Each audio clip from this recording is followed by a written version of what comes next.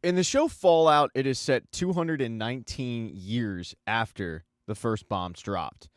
The bombs dropped around the early 60s. Nuclear war broke out, and, it doesn't go well when nuclear bombs drop. You get the idea. We get introduced to three characters, and the first one we'll talk about is Lucy. She lives in Vault 33. Around this time, a bunch of vaults were built for basically the rich people to survive, and those vaults don't get opened. So you have communities living underground, kind of oblivious to what's going on up top, which they call the wasteland. And for Lucy, she's one of those people. She's grown up her entire life in the vault. Her extracurricular activities are great. She lives with her father, who's an overseer, basically the mayor of Vault 33. His name is Hank, and also her little brother, Norm. She's a really important figure in the vault. The only thing missing is a husband. And when you're living in close quarters, options are pretty slim. I mean, you've got your cousins, and while it's not frowned upon to mess around with them, it is frowned upon to marry them. And for Lucy, she just hasn't found a match. So when this happens, something occurs called the triennial trade with Vault 32 or Vault 31. They're all kind of connected in a triangle. And what this is an arranged marriage. She's going to meet somebody she's never met before. She's going to marry them and hopefully live happily ever after. This actually happened to her father. He had never met Lucy's mother before they ended up getting married, but he fell madly in love with her. Lucy makes her pitch on why she should be chosen for this in front of the council, and they approve it. And there's no time to waste. There's no real planning. Her best friend Stephanie helps her with this, and Stephanie's just excited because they get to grow old and raise their kids together. A couple hours later, with Lucy's dress on and makeup done, she gets ready to meet her husband. The connecting vault door opens, and they get introduced to the people of Vault 32. Now, recently, Vault 32 did have a tragedy. Their overseer passed away. The new overseer, Lee Moldaver, is the one to greet Hank, Lucy, and the rest of the members of Vault 33. This is basically going to be a trade-off. Vault 32 is giving Vault 33 a guy to pair with Lucy, and in turn, Vault 33 is giving Vault 32 supplies. And when it comes time for Lucy to meet her future husband, she gets extra excited because his name is Monty, and folks, he's a snack. Oh yeah. And shortly after meeting, they get married, and then both vaults have a big party together in Vault 33. Although Monty isn't much for words. After a little bit of dancing, a little bit of eating, Monty asks her, hey, can you show me to where I'm going to be living the rest of my life? And Lucy's more than happy to do that, and shortly after the door closes, Monty's clothes comes off, Lucy's clothes comes off, and they consummate that thing. And it's hot and spicy. But as those two are banging each other's brains out, Norm gets a little curious. The party's still raging on, but he starts walking around the vault, and the door to Vault 32 is still open. And as he walks further inside, he notices that all their crops are dead, but that's not the only thing that's dead. There are people that are dead in the vault. The people that are out in Vault 33 representing as Vault 32, they're not quite right. And a short time later, Lucy gets tipped off to this when she hears screaming.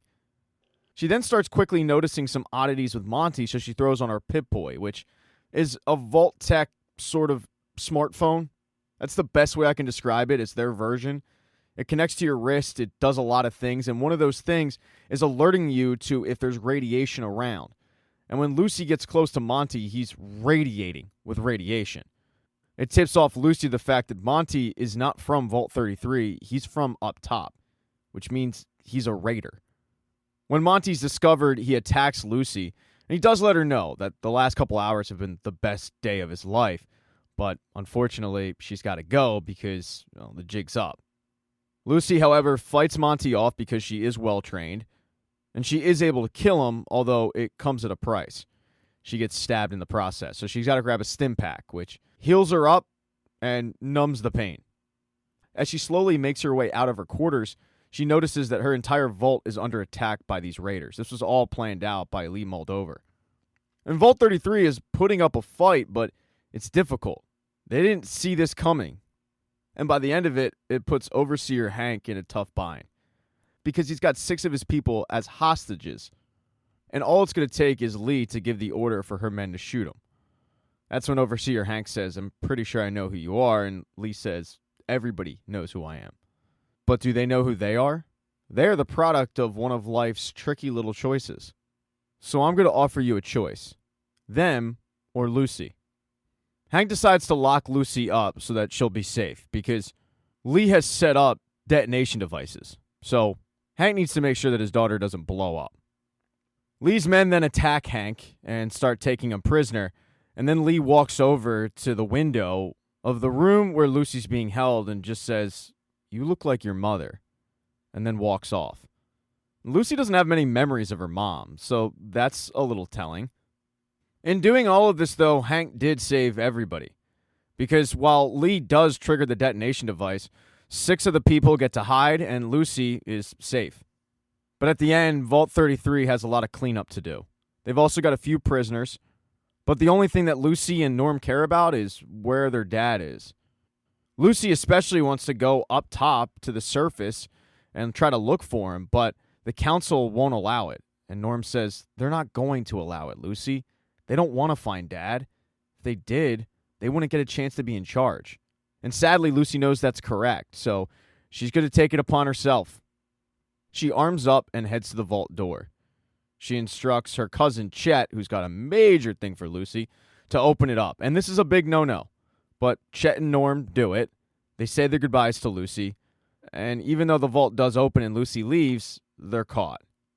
They're going to have to answer for that. Lucy, though, is finally at the top in the wasteland, and she's marveling at the views. She's never seen anything like it. Now, some of the protectors of the wasteland are the Brotherhood of Steel, and that's when you get introduced to Maximus. Maximus has dreamed about being a member of the Brotherhood since he was a little boy. He was saved by a member of the Brotherhoods, and thus he wanted to be like him. He wanted to save people, protect them, so he enlisted. Unfortunately for Maximus, he really only has one friend, Dane. Everybody else kind of bullies him and picks on him. He's not the best enlistee. Yet, he still has his eyes on the prize. Being a member. Right now, he's just an aspirant, which is a trainee. And what the Brotherhood does isn't just protecting those in the wasteland. They also preserve history. They look for pre-war tech, most of it from a company called Vault Tech, and they either restore it, keep it, preserve it, you name it. Now, a lot of it is just simple stuff that we as individuals today recognize, like toasters and circuit boards and stuff like that. Nothing out of the ordinary. But for these people who've been living without it for 219 years, that kind of tech is big, and they search it out. They also go on missions, and they get a badass suit of armor to do it. One particular day, an airship drops down, and Maximus finds out that they're promoting some of the aspirants, and one of those is going to be Dane. Normally, he probably would be happy for his friend, but he's not, and it's because Dane was one of many to get chosen, which means that Maximus was looked over. And because of that, he's pissed off. Although, the next morning, the entire barracks are woken up by Dane screaming, because somebody snuck a razor blade into Dane's boot, and when Dane put it on, it sliced up their leg real good. There's only a certain number of people that could have done it, and Maximus, being close with Dane and being passed over, is looked at as a potential culprit. He's brought in front of Elder Quintus and accused of doing these crimes, but he is adamant that he had nothing to do with it. And then he finds out that he's actually taking Dane's spot, which is exciting. Now, he's not going to get a suit of armor. He's going to be accompanying one of the members of the Brotherhood of Steel. But he's well on his way to becoming a full-fledged member. This is a promotion. And the reason that they needed new people is because they have a big mission. It comes from the highest clerics. Elder Quintus tells everybody that there is a denizen of the Enclave that has escaped. And when he escaped, he did so with an object that has profound potential to harm the nation. But that same item could also save the nation. Each knight is going to search a section of the wasteland and try to find the target. They're given a sketch of what the guy looks like and also his dog. And then they're sent on their way to try to find the target. But they aren't the only ones who are looking for this target. No, there's been a bounty put on this guy's head throughout the wasteland. And there's a ghoul who's after it. He's been alive since the bombs dropped. He's a former movie and TV star named Cooper Howard. Now he just goes by the Ghoul. Because when the bombs dropped, it affected his body. And he's not a feral ghoul, but he's dangerous. And he, just like the Brotherhood, wants to cash in on that bounty and find the target. And in episode 2, you'll learn who the target is. He's a doctor who worked for Vault-Tec named Siggy Wilzig, who worked on all sorts of things. One of them being the breeding of dogs, which he ended up taking one, raising her as a puppy, and that becoming his companion, but also his protector. And there's no bigger example of this than one particular day when Dr. Wilzig decides to shoot himself full of an item and he gets caught. And the dog ends up attacking the guy who is trying to yell at, punish, apprehend Dr. Wilzig. We don't know, but the dog ends up killing the guy. And it forces Dr. Wilzig on the run. Whatever Dr. Wilzig escaped with, it's currently in his neck. But it's also very important, and that's why there was a bounty put on his head. Now, for Lucy, she has no idea about this. She is just dead set on finding her father. But exploring the wasteland is a lot. It's just like something she's never seen before. There's destruction. There's sand everywhere. There's blown out houses. Yet, she does all of this with a smile on her face.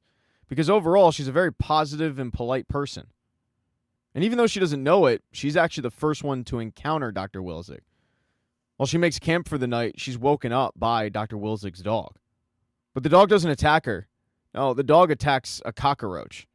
And these cockroaches aren't like the ones that we encounter today. They're very, very dangerous. In fact, the radiation blew up every kind of animal you can think of. So rats, bears, cockroaches. They're 3 to 4 times their normal size. And they're all dangerous. And they're all out in the wilderness. And because of this, and because Dr. Wilzig realizes that Lucy is a legitimate vault dweller, he warns her to go back home, go where she came from, because she's not built for this lifestyle and what these elements possess.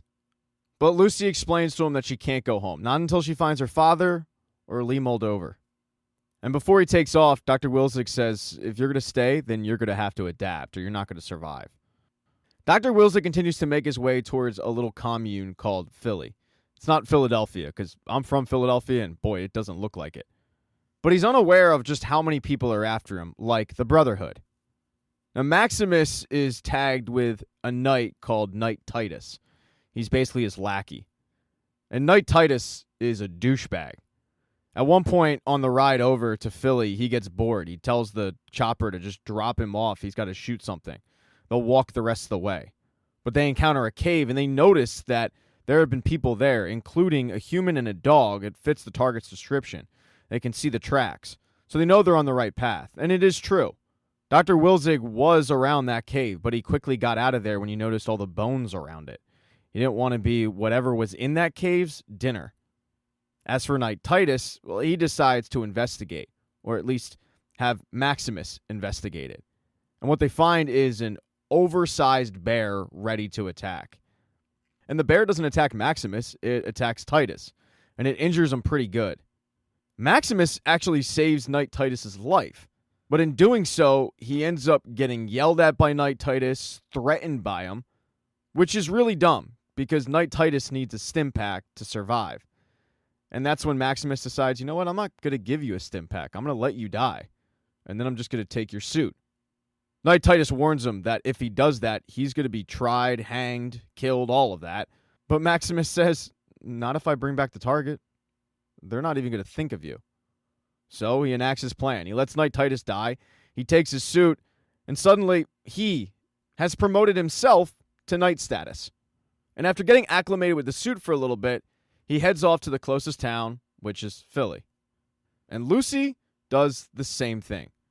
She encounters her second person out in the wasteland, just some random guy, and he gives her directions to Philly, but he does warn her, it is very dangerous. Most of my family has died there.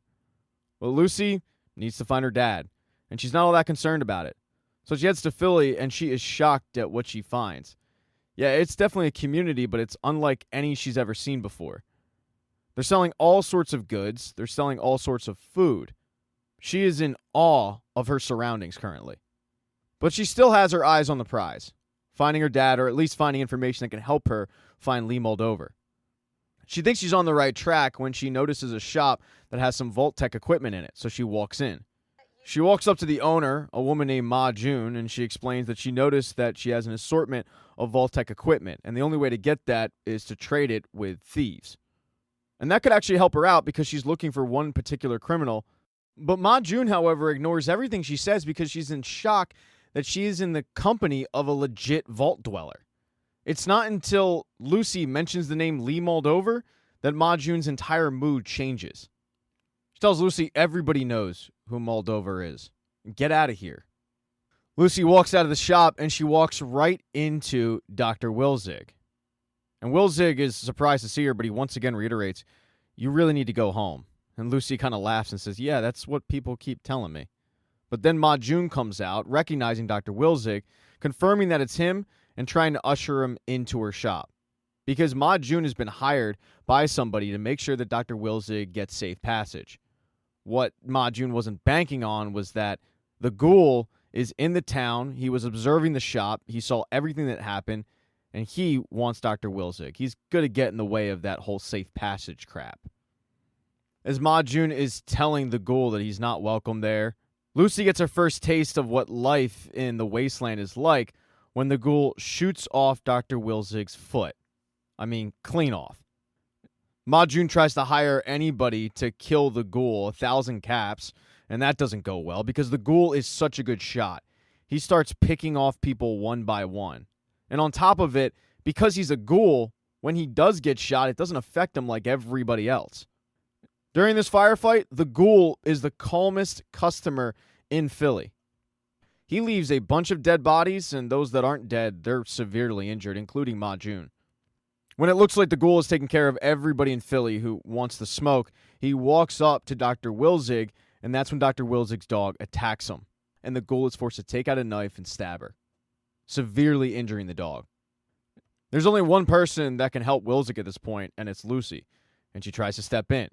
She tries to handle herself with manners and politeness, nicely asking the Ghoul to walk away and leave Dr. Wilzig, but he's not about to do that.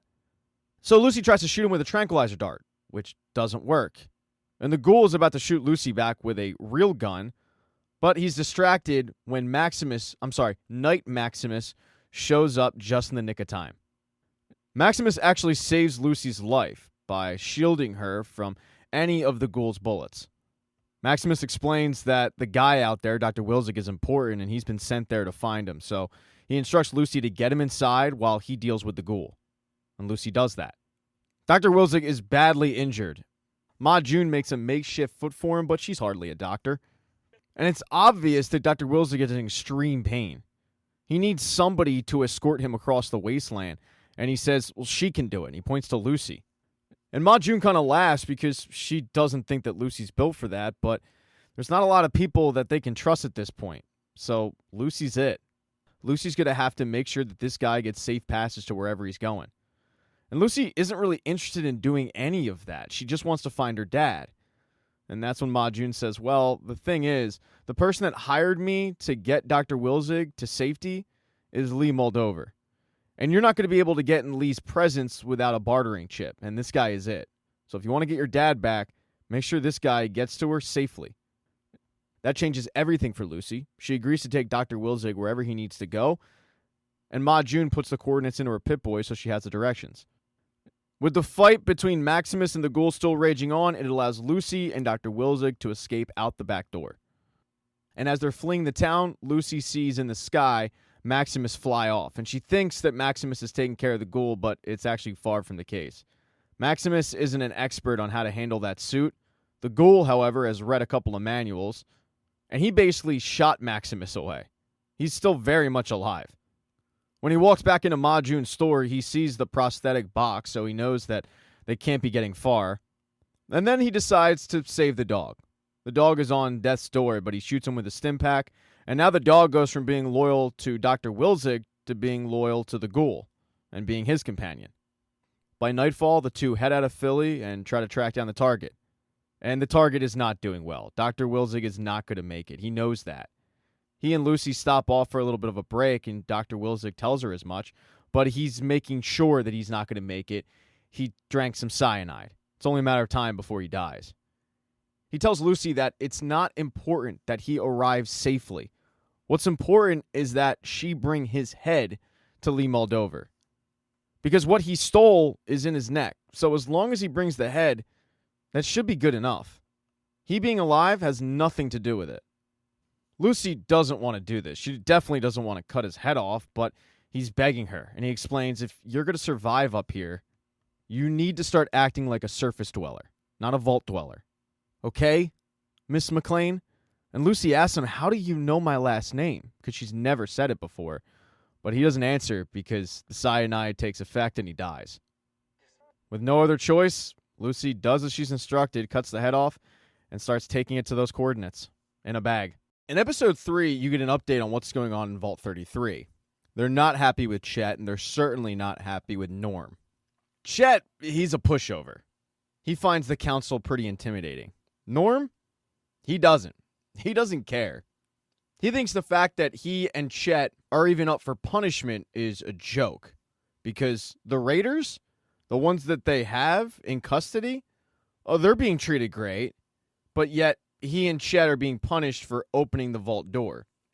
And the council try to make Norm understand that by opening the vault door, they are putting everybody at risk. The only way the Raiders got into Vault 32 was because somebody must have opened the door.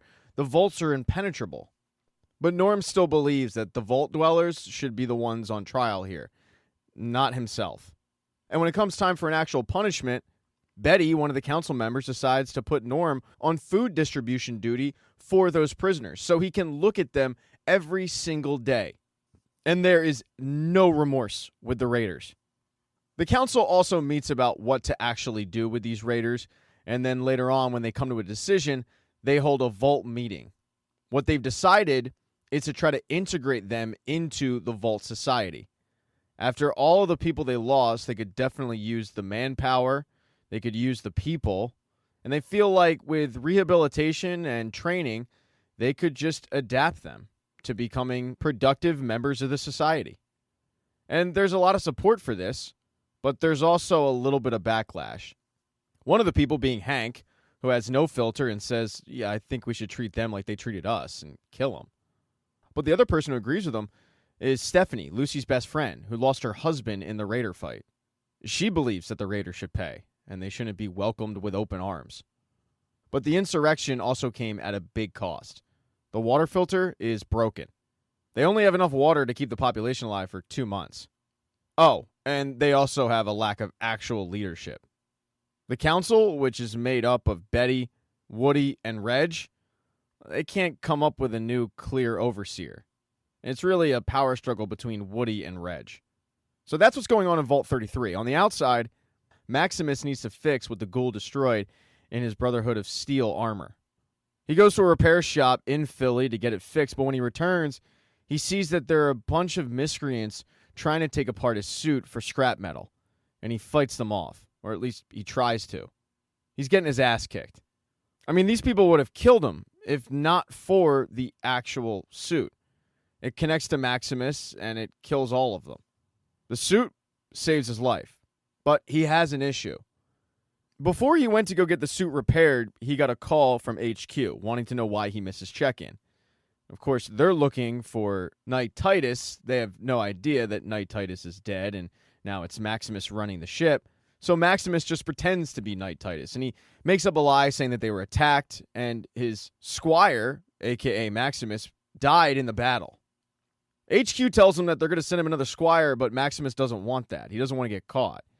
Unfortunately for Maximus, it's too late. They drop a squire off at his last known location, which is Philly, and it forces Maximus to have to run back to the suit, get suited up so he isn't caught, and then greet this squire, who turns out to be a guy that used to bully Maximus back at the barracks. Now it's time for Maximus to make this dude pay. But it does turn out they make a pretty good team.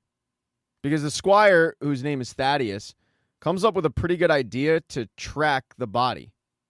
He uses radiation from the Ghoul. They track the Ghoul all the way to Dr. Zilwig's body. The Ghoul was there a little while earlier. And they see that Dr. Zilwig's head is missing. So the body must not be important. The only thing that's important is the head. And they continue on, looking for the Ghoul, which would lead them to the body, which would lead them to the head. They just need to get there first. And of course, the Ghoul is tracking Lucy. Using the dog as a tracker, it's not hard for the Ghoul to be right on her tail. And Lucy has made it all the way to a river that's full of radiation, and full of monsters that she's never seen before. In fact, she's attacked by one. It looks like a giant catfish that not only attacks her, but steals the head from her. And before she can really react, she turns around to see that the ghoul is pointing a gun at her head. She tries to plead her case to the ghoul, saying that she needs the head. She needs the head to barter with Lee in order to get her father back, but the ghoul does not care. Instead, the ghoul straps her up and uses her as bait to attract the big giant radiated catfish so that hopefully he can get the head. And it does work. The catfish does end up picking up on Lucy's scent and attacking, but also getting away in the process. And boy, does this piss the ghoul off. He feels like that was his one chance to get the head, and he missed it. He's not going to be able to attract this catfish again. So the ghoul decides to take her prisoner. And as they're walking away from the river, Lucy asks, "Where are we going?" But he doesn't answer. And he's leaving the dog behind, which Lucy points out, only to hear the ghoul say, "Yeah, well, he ain't mine." The ghoul's got other plans. And as they trek back through the wasteland, the ghoul comes across a billboard promoting Vault-Tec, and he decides to shoot the little Vault-Tec mascot. Because as it turns out, the ghoul, or Coop, as he was known back in the 1960s, he was actually the first mascot for Vault-Tec, and he holds a little bit of a grudge. But they should have stayed. Because just after the ghoul and Lucy took off, Maximus and Thaddius arrive. They're tracking the head, unaware of the giant catfish, and as they enter the water, the catfish attacks them. Maximus, in this giant, cumbersome suit, doesn't have a lot of options. He's slow and bulky. So Thaddius shoots the catfish, but the catfish turns its attention to Thaddius and attacks him. Now it's on Maximus to save Thaddeus' life because just moments ago Thaddius saved his. And he's able to. While the catfish is trying to swallow Thaddeus, Maximus continues to pull back, and ultimately it kills the catfish, but it also empties out its stomach right before it dies, and one of the items is the head. To which the dog runs right up to it and starts licking it. Because, it's his owner. In episode 4, the ghoul continues to drag Lucy throughout the wasteland for whatever reason. She has no idea where they're going or why they're headed there. At one point, though, on their journey, they hear screaming from a house, so they go to investigate it. And it's actually somebody that the ghoul knows. It's another ghoul named Roger. While Roger isn't feral yet, he's certainly on the right path. He's turning, and he knows it. He could be saved by getting a chemical vial, but he's out of money. It's one of the reasons why he was after the bounty, just like the ghoul. And those vials are one of the reasons why the ghoul has lasted as long as he has in the wasteland. He's really good at making money, and with that money, he purchases the vials, which keeps him from turning. But for Roger, it's a lost cause. So the ghoul kind of distracts him, and then he puts him out of his misery, which completely disgusts Lucy because she's just not used to the lifestyle that is accustomed to being up top. She's even more disgusted, though, when the ghoul starts picking Roger apart for scrap. And finally, the ghoul says, "What did you say your name was?" And she says, "Lucy McLean." And the name McLean sounds really familiar to the ghoul. Either way, he just tells her, "Well, look, Lucy McLean, the way we survive up here is a little bit different than the way you survive down there." And boy, is it ever. He literally starts eating Roger. And the ghoul is content with all this until Lucy insults him by saying, "How do you live like this?" So he makes her start to skin Roger up. They then continue to make their way towards wherever the ghoul is leading Lucy to, but the elements are really starting to get to her. She hasn't had clean water in a while, and she's been resisting drinking any water around because it's filled with radiation. Anytime she gets close to it, her Pip-Boy starts going off. Eventually, though, she's forced to give in. For a guy like the ghoul, the radiated water, it doesn't matter. But for Lucy, never having drank it, it is a big change. But it's one she needs to do to survive. While she's drinking the radiated water, she does notice that the ghoul is in rough shape. He starts really coughing up a storm. As he's gasping for air, Lucy decides to take off running, trying to escape. The ghoul, however, lassos her up. And as he's trying to corral her, she bites his finger off. And the ghoul decides an eye for an eye, or in this case, a finger for a finger, and he cuts Lucy's finger off. Yeah, Coop shows no mercy when it comes to Lucy. A little while later, while missing a finger, they finally arrive at the destination. It's an old supermarket. Using a speaker box, the Ghoul is able to talk to somebody on the inside and let them know that he's going to do a transaction. 60 vials, which is 2 months' supply, for one semi-mint condition female. And the person on the inside says, yeah, that works. Send her in. And Lucy, having no clue what she's walking into, is forced to walk into that supermarket at gunpoint. She walks in very sheepish, where she's greeted by a robot named Mr. Handy.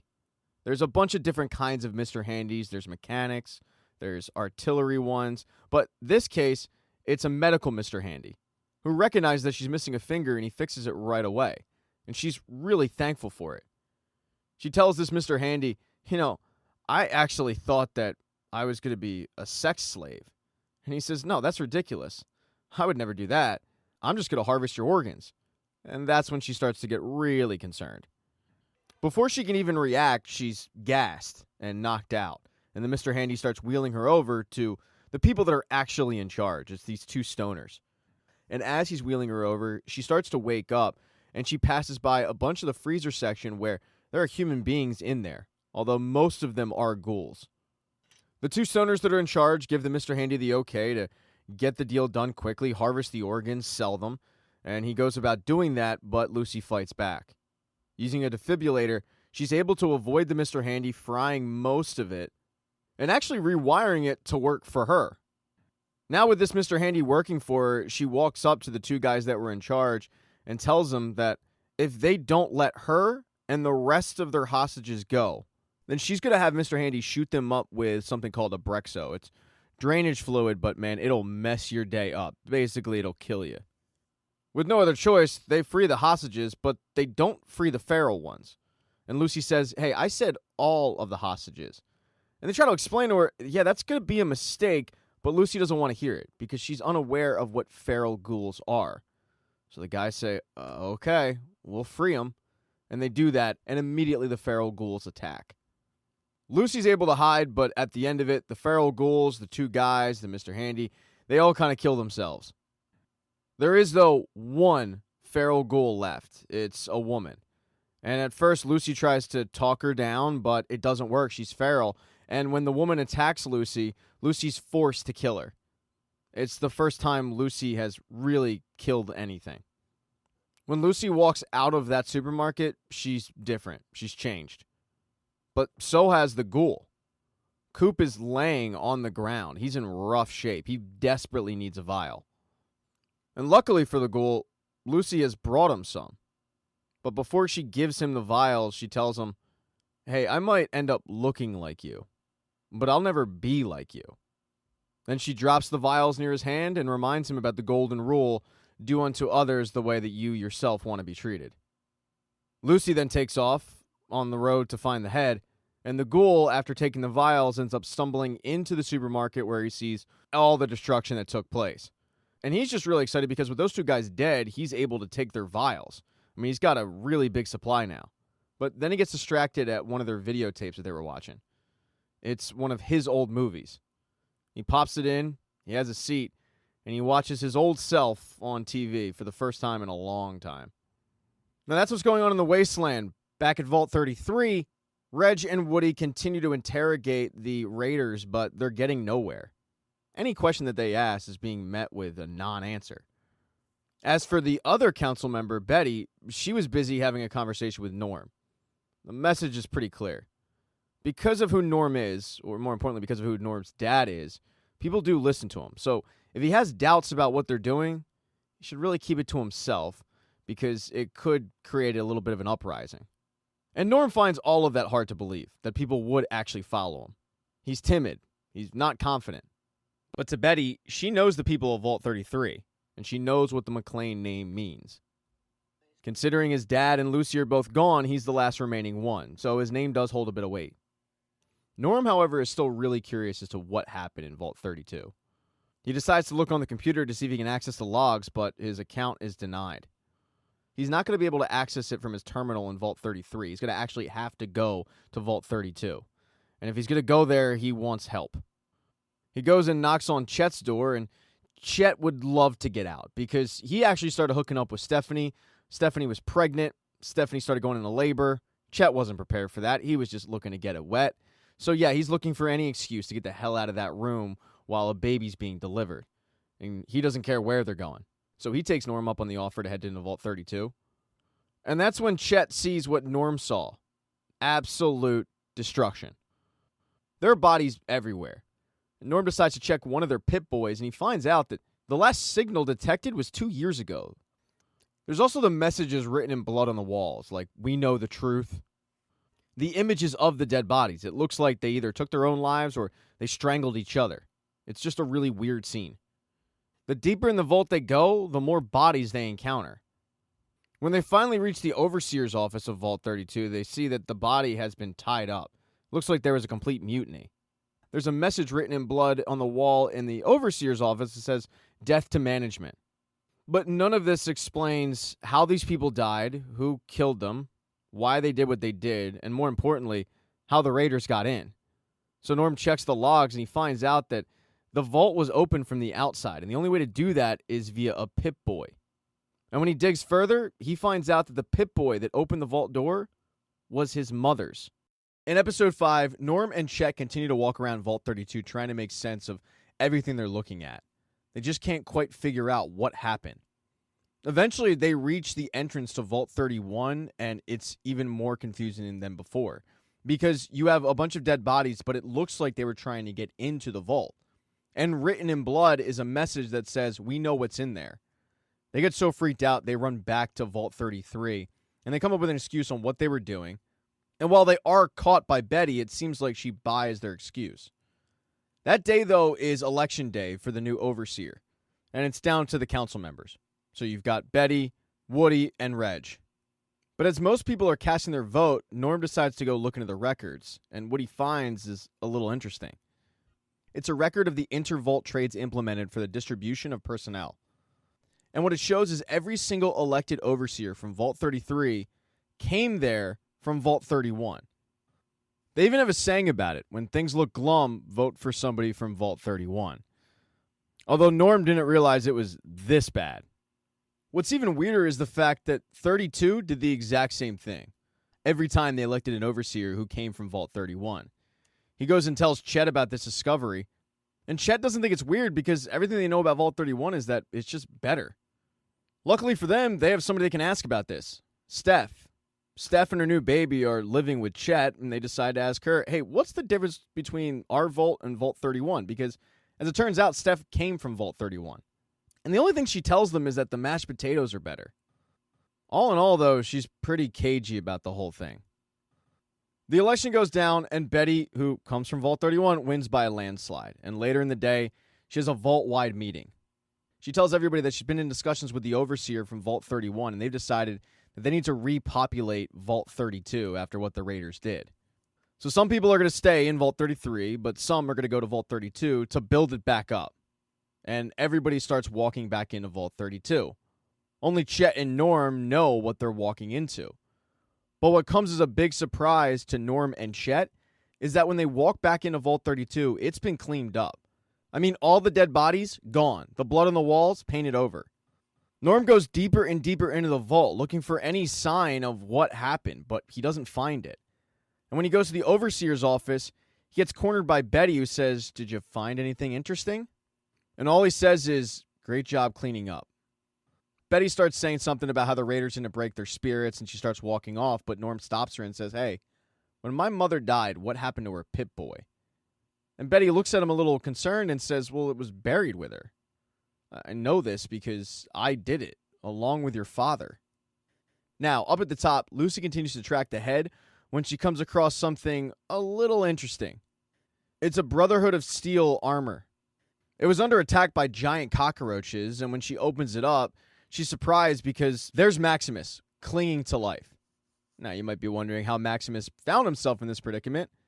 Well, it's because he and Thaddius decided to make camp for the night at that location, and they were getting along really well.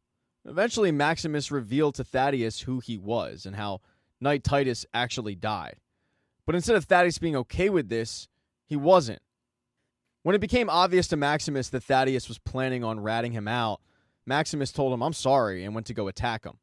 But in that bulky suit, Thaddius was actually the quicker one, and he disengaged the suit and immobilized it completely, and that trapped Maximus inside. Thaddius did get injured, but all in all, he's able to easily hobble away with all of the goods, including the head, which left Maximus there for dead. Maximus would have died had it not been for Lucy. And even though they ran into each other back in Philly, Lucy still is a little concerned about helping out Maximus. But Maximus is able to convince her that she should trust him because she's going through radiation poisoning, and he's got something called Radaway, which helps combat radiation sickness. Lucy agrees to help him out. They exchange names, although Maximus does tell Lucy his name is Knight Titus. And shortly after Lucy frees Maximus, she faints from the radiation poisoning. And Maximus brings her back to health with the Radaway. Shortly after she comes to, he reveals to her that he didn't know anyone actually lived in those vaults. He's been told his entire life it was monsters, to which Lucy laughs at. But when Maximus tells her, all right, well, my squire stole something very valuable to me, she stops him and says, hey, how about we make a deal? I'm pretty sure everybody's after that head, and I have a tracker. So how about we work together, we find the head, and then you return it to the Brotherhood. And in return for my help, I use 4 to 5, maybe 6 Brotherhood members, and we go get my dad. Deal? And that's a deal that's too good for Maximus to pass up, so he agrees. And the two head off looking for this head. As they continue to walk and track the head, and they make small talk about each other's lives and what exactly happened the last 200 years, they come across a bridge and 2 people across from it. Now, Maximus, he is very, very concerned. He doesn't know who these people are, and more importantly, he doesn't know what weapons they have. And they, in turn, are also concerned for the same reasons. They don't know who Maximus is, they don't know who Lucy is, and they don't know what kind of weapons they have. Lucy, though, she is completely ignorant to all of it. She just doesn't understand why these people can't be trusted and why they can't just simply walk by them on their way to find the head. She also doesn't understand how Maximus isn't trusting them when they say they don't have weapons. Because Maximus thinks they're lying, and in reality, he is also lying. He tells them, I don't have any weapons, and he clearly does. Eventually, just to try to figure this thing out and get along their way, both parties agree to put their hands up and slowly walk by each other. But this was just as Maximus predicted.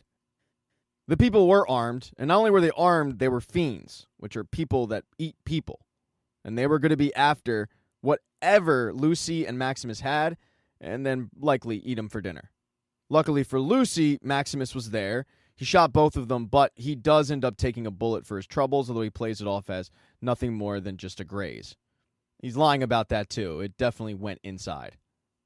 Maximus tries to bandage it up, and they continue to walk on their way, and they get into a town called Shady Sands. And when Lucy sees the billboard for it, her mood changes. Because the billboard says, welcome to Shady Sands, first capital of the new California Republic, population 34,000, established in 2142. The reason she is so depressed about this is because she's been living in the vault her entire life, and they've been told that their purpose was to repopulate the Earth. And here you've got a sign saying that it's already been repopulated, that 34,000 people lived here at one point, after the Great Bombs dropped. So the whole purpose of the vault was just a waste. And in order to make her feel better, Maximus says, I mean, if it makes you feel any better, it didn't work, because the town is basically deserted. And then he walks her over to a giant hole in the ground that was caused by a bomb dropping. Yeah, after the first bombs dropped, more bombs dropped afterwards. When Lucy mentions, I wonder if anyone survived, Maximus says, yeah, I did. But before he can expound on that, he says we should keep moving, but he's clearly in pain. And that's when Lucy notices that that bullet graze is a bullet wound. He was lying about it the entire time. He's in rough shape, and she knows that he has to get him somewhere and get him some help, or else he's going to die. They continue to stumble along until they find something called the Hawthorne Medical Laboratories, a division of the Vault-Tec Corporation. And Lucy wants to go in because she feels like that's the best bet in trying to find something that can help Maximus. But Maximus is reluctant to go in because he doesn't know what's in there. He tries to tell Lucy, hey, you should really be hesitant to do that, but she heads in anyway, and Maximus follows her in. And shortly after he enters the building, Lucy's nowhere to be found, so he's walking through pretty cautiously. At one point, he goes through one door, but it locks, and he can't get through the other door. He's trapped between these two doors. A siren starts going off, smoke starts filling the room, and then the bottom drops out. When he eventually wakes up, Lucy is there with him. When he asks her, what is this place? She says, you're in the best place in the world. It's a vault. And sure enough, it is. They're looking through this glass, and they're seeing people walk through being productive members of this vault society. In episode 6, Lucy and Maximus get introduced to Birdie, who's one of the council reps for Vault 4. They're more than happy to help these two. For Maximus, it's just about getting bandaged up and making sure he's okay to get back. And also, Birdie lets him know that they've sent reconnaissance missions out to go grab his armor. So he'll have that back in no time, although it is missing a power core, which causes the damn thing to actually run. What's really surprising to Lucy is the fact that Birdie says she was born on the surface. She was born in Shady Sands. And not only Birdie, but a lot of them are from Shady Sands. They found Vault 4, and Vault 4 welcomed them in. And while Lucy thinks that's awesome and she wants to stay and see their community, Maximus wants to get back to finding the head. And it's Lucy who says, just give it some time here. With nothing to do but sit in quarantine, Lucy decides to ask Maximus, do you want to have sex? And that's something that Maximus seems like he's never done before. He has no idea how it works. But Lucy's just so cavalier with it that it catches him off guard. While it is intriguing for Maximus, he does tell her that as a knight of the Brotherhood, he's not really supposed to. When they finally do get out of quarantine, Maximus tells Lucy, I think these people are trying to trap us here. But Lucy thinks that's nuts, and the fact that she's come from a vault, she just assumes that it is a safe place. They then get a chance to meet the Overseer of Vault 4, who is a guy named Overseer Benjamin. And he seems normal enough except for the fact that he has one eye and it's in the center of his forehead. Doesn't really seem like anyone else is fazed by this as he goes over the rules, which basically is one rule, stay off level 12. And that causes Lucy to want to know what the hell is in level 12. Once Overseer Benjamin walks away, she starts looking around and she notices that a lot of the people in Vault 4 have certain body modifications.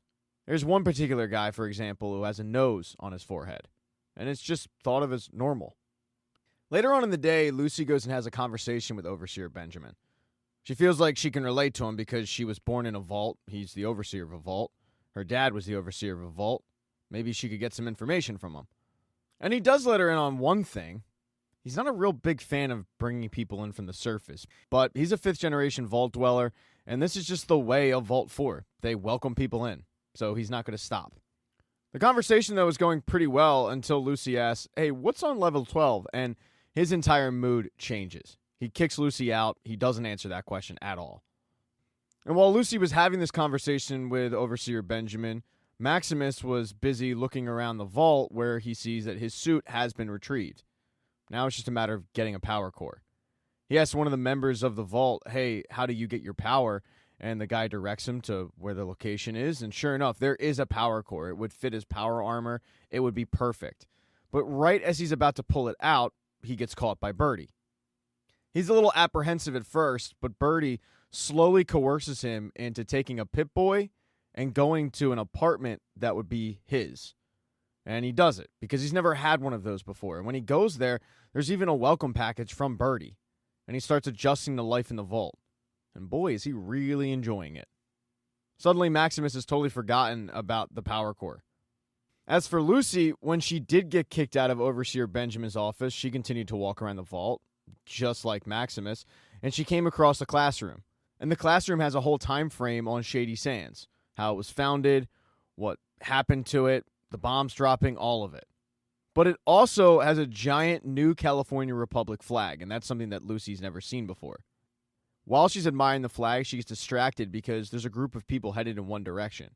When she asks what's going on, one of the doctors says, oh, it's a surface dweller tradition. It gets a little rambunctious, but yeah, go ahead, check it out. So Lucy does that. And at first, it seems normal enough. It's just a bunch of people kind of praying, but then they start taking their clothes off. It's not a great look. I'm not even going to put a screenshot of it just because I don't want to get demonetized and you don't want to see it. And all of this, meanwhile, is being led by Birdie, who has the group going through some kind of chanting and ceremony, and it all has to do with bringing back the people that were taken from them when Shady Sands fell. At one point, they start chanting to bring back Shady Sands, blood must spill. And then when Lucy looks over, they're literally drinking blood. But that's when Lucy also notices that they have a giant banner to Lee Moldover. After the ceremony, all Lucy wants to do is go find Maximus, but he was busy getting accustomed to a certain lifestyle that he loves now. Lifestyle of the vault. She suddenly wants to leave, and it's now Maximus who's the one who wants to stay. She knows that the only way to get through to Maximus is to prove that these people are hiding something from them, so she goes to level 12. That's the only place that's off limits. And when she gets up there, she sees that there is a bunch of experimentation going on with humans.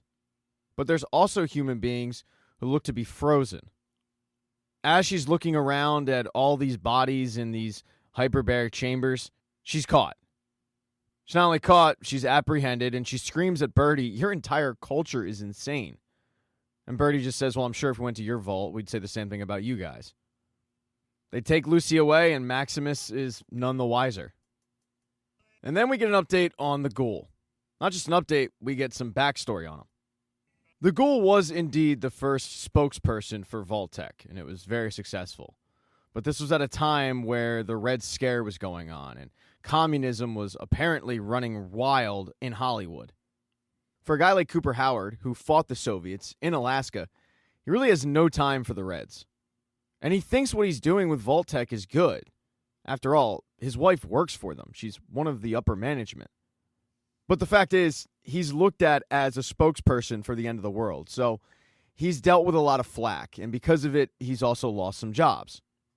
After one particular commercial, they have a rap party at Cooper's house, and he meets up with one of his buddies named Sebastian Leslie, who actually is the voice of all the Mr. Handys.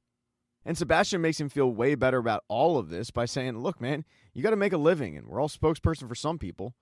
But then he also lets him know about one of their mutual friends who apparently has lost a ton of work because he's allegedly a communist.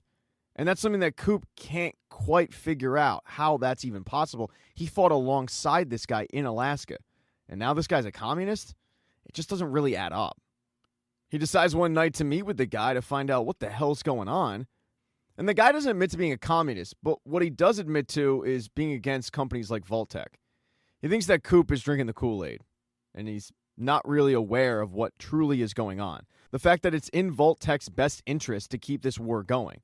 The fact that the end of the world is very profitable for them. And if they had the cure to stop it, they would keep it under wraps because that's not profitable for them or their shareholders. He thinks that Coop is just being brainwashed by his wife, and he's completely bought in that all Vault-Tec cares about is keeping people safe in vaults. At the end of this meeting, he gives Coop a card and says, "Why don't you come to one of our meetings and see what we're talking about?" So he thinks about what this guy says, and he decides to take him up on the offer and attend one of these meetings. And upon arrival, he gets introduced to the person who's running the meeting, and it's Lee Moldover. So Coop and Lee have some history, but present-day Coop, he's got a ton of vials, and he's still after the head. Unfortunately for him, he is caught in the super-duper mart by the government. Mint spelled M-I-N-T. These are wannabe sheriffs who are dumber than a bag of rocks, and they take him, quote, into custody, where Coop actually knows the guy running the government. It's a guy named Sorrel Booker. And Sorrel knows Coop very well. He tells both sheriffs, this guy was the best bounty hunter in the area. You have no idea who you captured. With these two being somewhat acquainted, the Ghoul asks Sorrel Booker, "Yeah, I'm hearing a lot about this Lee Moldover person." And Sorrel says, "Yeah, they call her the Flame Mother. But I'll tell you right now, she's dangerous." He then starts telling the Ghoul how he can't actually let him leave because of everything he allegedly did in the Super Duper Mart, but the Ghoul has other plans. He kills both the sheriffs, and then he goes over to the wanted poster and pulls Lee's photo off of it and says, "Why is she on your wall?" And Sorrel says, "That's Moldover. Why?" And this is the first time that the Ghoul is connecting the fact that he knows Lee Moldover. He knows her from a long time ago. In episode 7, we get more backstory on how the Ghoul knows Lee Moldover. Back when he first met her, she wasn't going by that name. She was going by a different one. And at first, Coop just sat in the meeting listening to it, but he could only take so much, and eventually he got up to leave, and she confronted him about it. She basically gave the same pitch that his friend gave, that Vault-Tec is making a lot of money based off the end of the world. And she knows it because she knows Coop's wife. It turns out that Lee's research company was acquired by Coop's wife's division. What Lee's company was on the verge of achieving was cold fusion. Basically, it's infinite energy. And just as she was on the verge of achieving it, Vault-Tec swept in and bought up every company she worked for. She then tells him that Vault-Tec bought the solution to end the war, but that wasn't going to be beneficial for him, so they stuck it in a closet. What she really wants is for Coop to help her get that solution back, and she hands him a listening device. She wants Coop to spy on his wife, but Coop doesn't want to do that, goes to give it back to her, and she says no, keep it. On the ride home, Coop thought about it and decided, yeah, all right. He connected the listening device to his wife Barb's Pip-Boy so that he would be able to listen to anything she said. And then he waited to see if what they said was true. But now that present-day Coop knows that Lee is the one that he talked to years ago, he wants to get to her. After holding a family at gunpoint, he finds out that Lee is at the conservatory. So he heads there. On his way to the conservatory, he finds that the dog, Dr. Wilzig's dog, is locked in an empty freezer. And the dog was put there by Thaddius, who was following Thaddius because Thaddius had the head. And Thaddius got tired of the dog just being a lackey, so he decided to put him in the freezer, and a couple hours later, he was found by the Ghoul. The Ghoul knows that he struck gold by finding the dog because the dog will be able to track the head.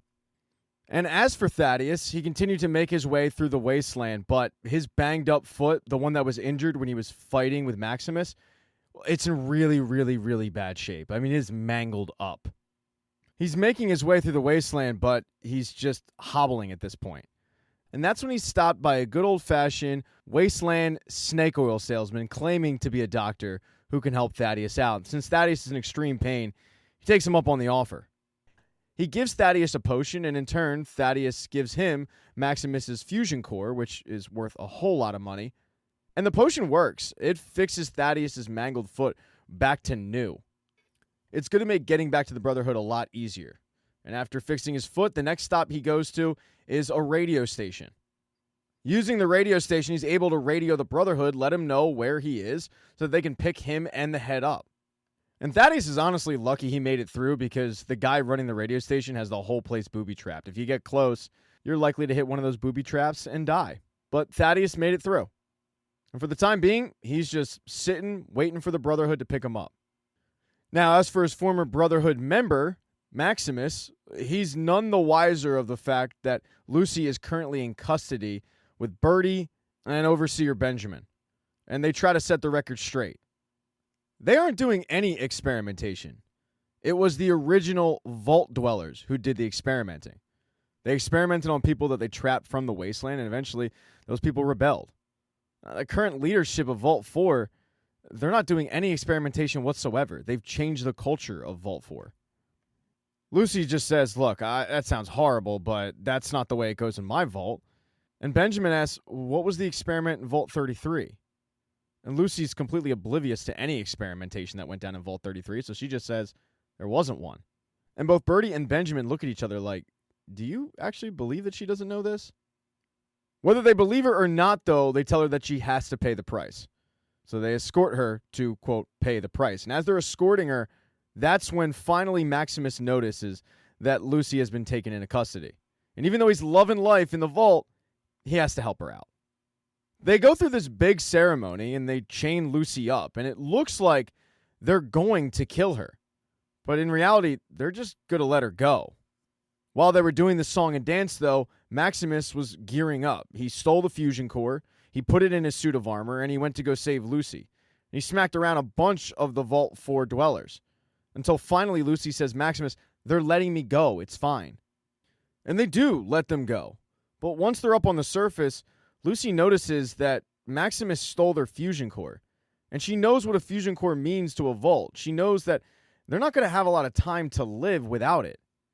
She kind of guilt trips Maximus to returning it.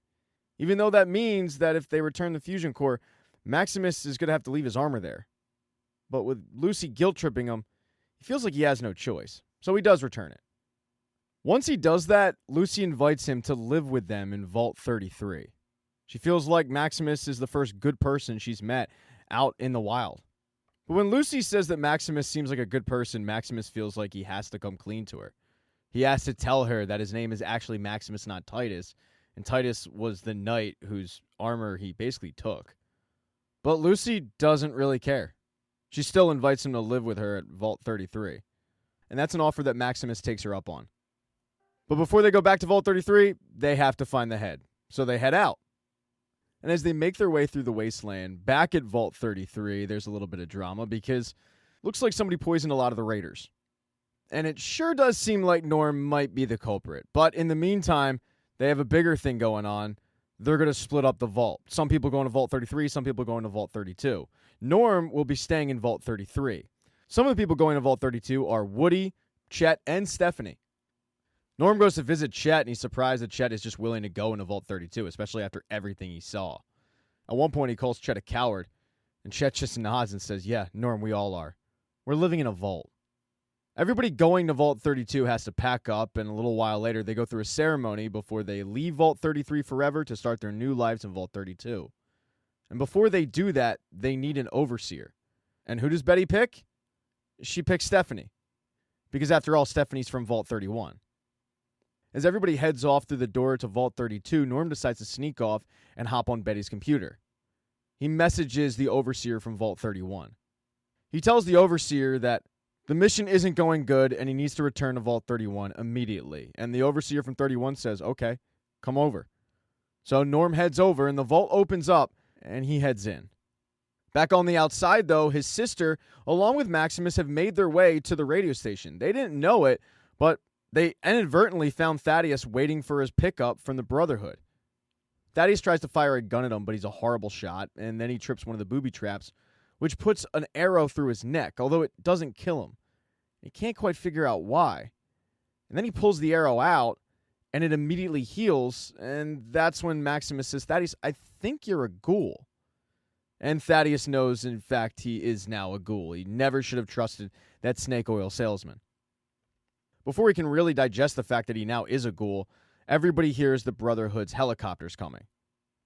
Thaddius knows that if the Brotherhood finds out he's a ghoul, he's going to be dead. So Maximus says, give me the head. It'll give you time to run and get out of here.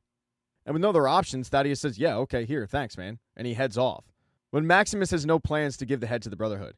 He takes one of the other heads that's lying around, he smashes it, and he gives the actual head to Lucy and tells her, they're not going to know what head it is. So this will give you time to go and get your father. Lucy vows not to leave. Maximus says they're never going to stop looking for it, so head off. And finally, they end up kissing. Right before she leaves, she tells Maximus to find her at Vault 33. She'll be waiting. And then Maximus just waits to get picked up. In Episode 8, when Maximus returns back to the Brotherhood, the first thing they notice isn't the fact that he has the head. It's the fact that he's wearing the outfit of a knight. And Elder Quintus questions him on this, asking, where is your knight? And Maximus says he's dead, which Quintus finds interesting because he looks at it as the second time a brother has fallen into misfortune. And what he's talking about is what happened with Dane.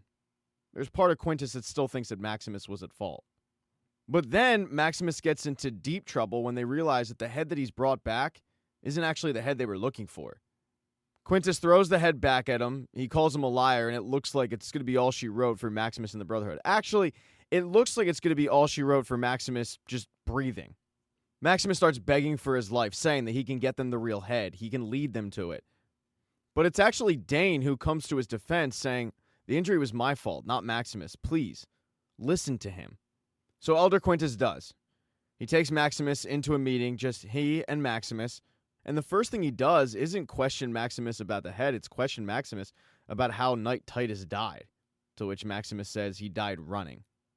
He then starts giving Maximus a speech about how the Brotherhood has just lost its way, how they used to rule the wasteland, but not anymore, how power used to be earned, but now it's taken.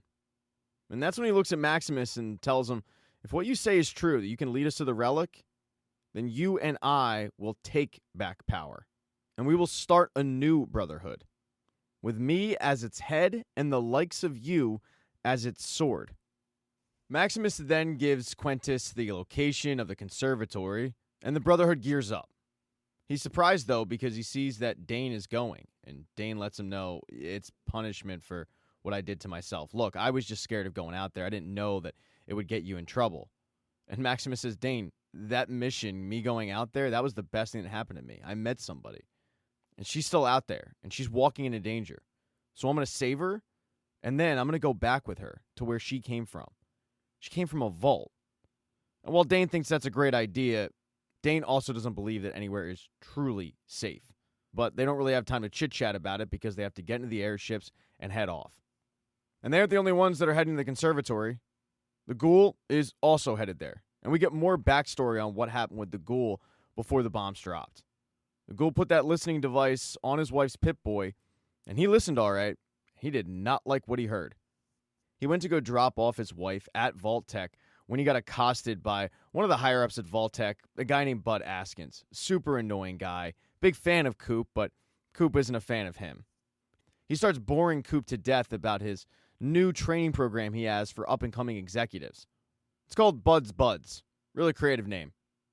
It's basically a way to keep some of the executives alive longer so that they can finish off some projects that would take centuries to complete. He's really excited about it. Coop is not. He actually has to head into Vault-Tec because the transmission's going in and out, so he has to get closer to hear what the conversation's going to be. And while he's waiting for his wife to, quote, get out of her meeting, when in reality he's just listening in on it, Barb's secretary asks him if he'd be willing to meet a higher-up that's a huge fan.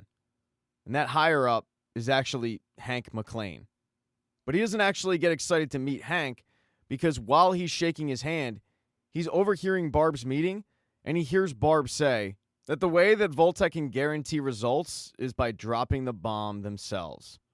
And that's when Coop realizes that everything that Lee, or whatever she was going by back in the day, everything she said was true. But while the Ghoul is headed to the conservatory and the Brotherhood is, and obviously Lucy is, back in the vaults, Norm walks into 31 and he's surprised because nobody's in it. In fact, the only thing in it is a talking Roomba with a brain. And right away, Norm realizes that this brain/Roomba is actually the overseer of Vault 31. Norm continues to walk into the vault, and that's when he comes across a bunch of bodies in cryogenic chambers. That's what Vault 31's filled with. Not actual people. Well, they are people, but they're asleep. And that's when the Roomba tells him that these people that are asleep are Bud's buds.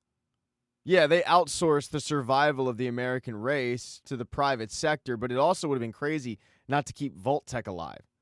So this entire vault is just filled with Vault-Tec execs. And Hank McClane was one of them. Norm then turns to the Roomba and asks, so what does that make Vault 33 and 32? And the Roomba says that they're just vaults that are breeding grounds for the super managerial type. People that will inherit the earth after they wipe the surface clean. Norm is floored by that statement, the wipe the surface clean statement, and he gets so freaked out. He turns to leave, but the Roomba says, I'm sorry, you've seen too much, you can't leave. The doors then close, and Norm says to the Roomba, are you just going to keep me here?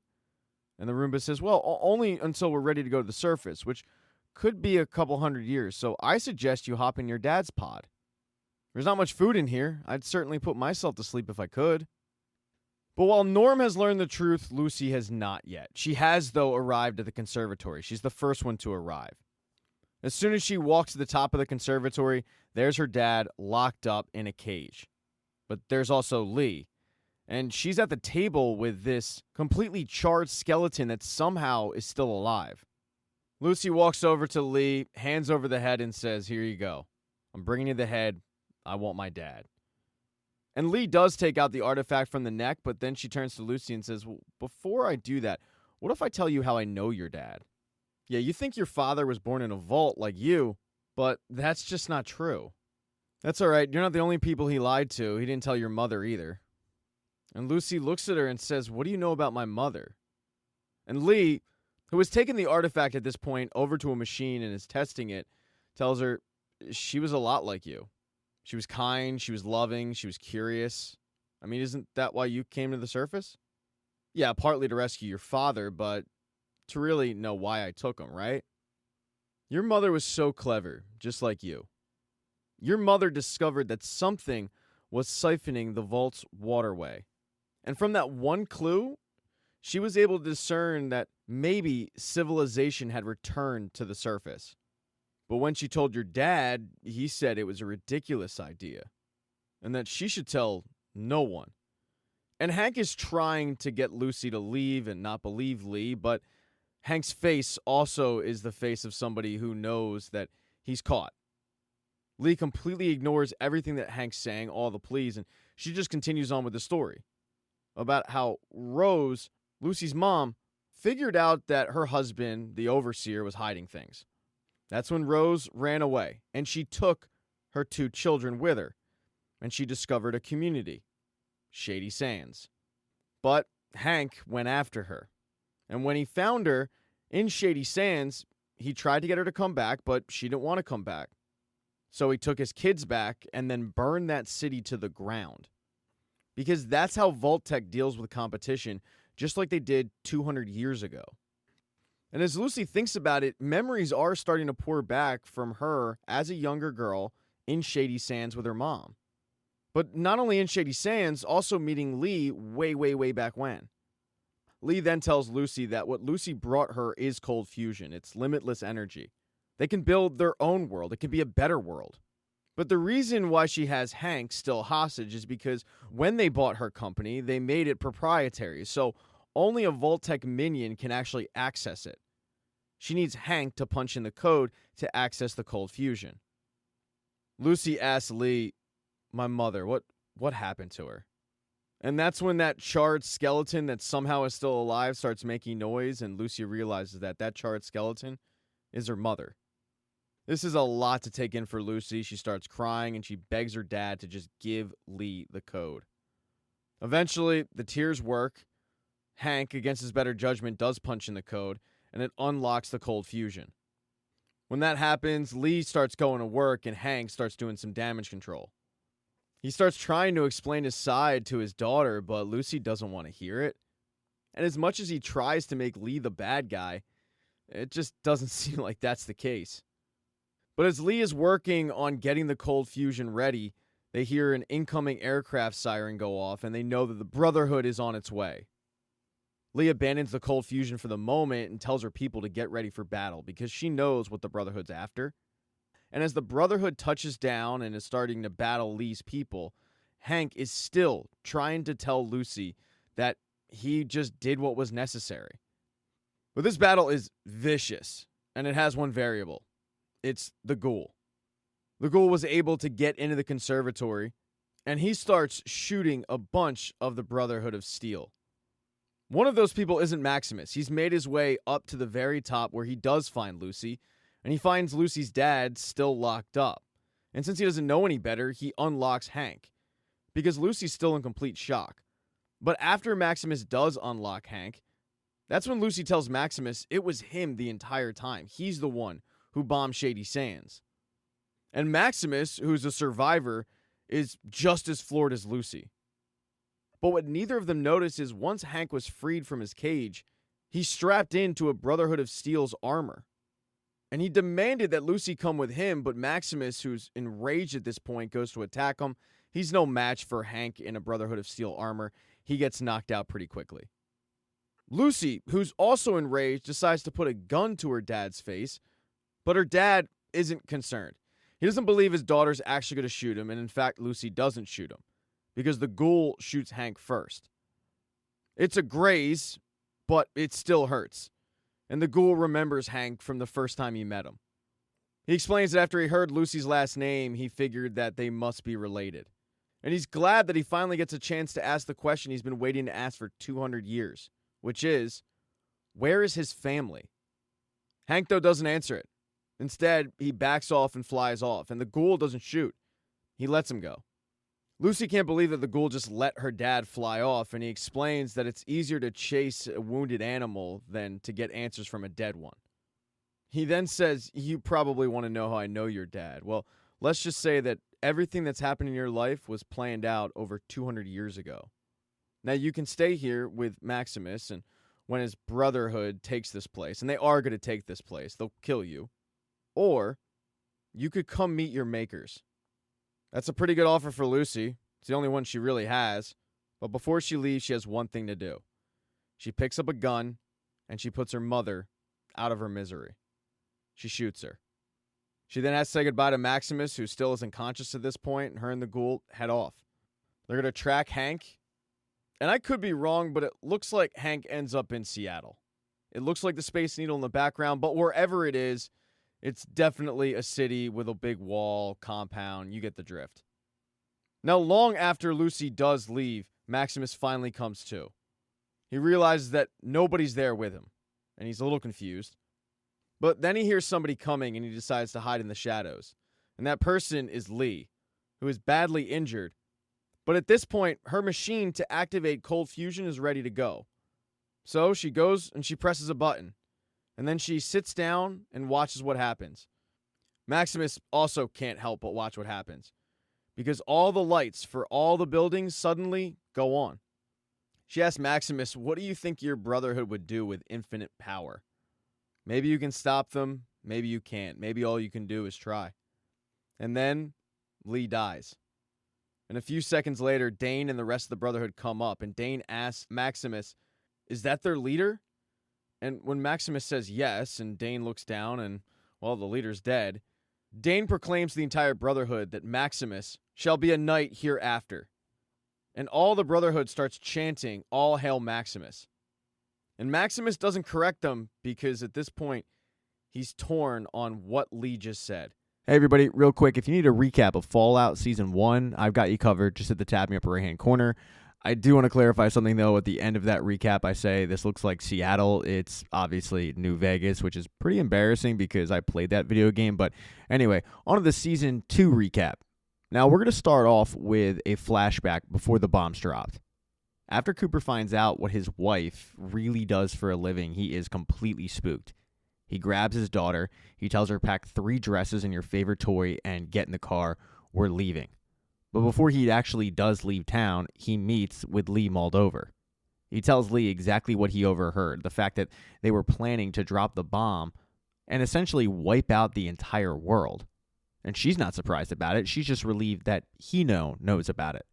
Because he is a Hollywood star, which means he has access like nobody else does. She asks him, hey, do you know who Robert House is? And Cooper says, yeah, I know who Robert House is. He owns half of Las Vegas. Lee tells him that Robert House, this billionaire, is also building a privately run missile system in Las Vegas, where he lives. She looks him dead in the eye and says, when the bombs drop, it'll be Robert House who pushes the button. But there's a way to stop it. She wants Cooper to stop it.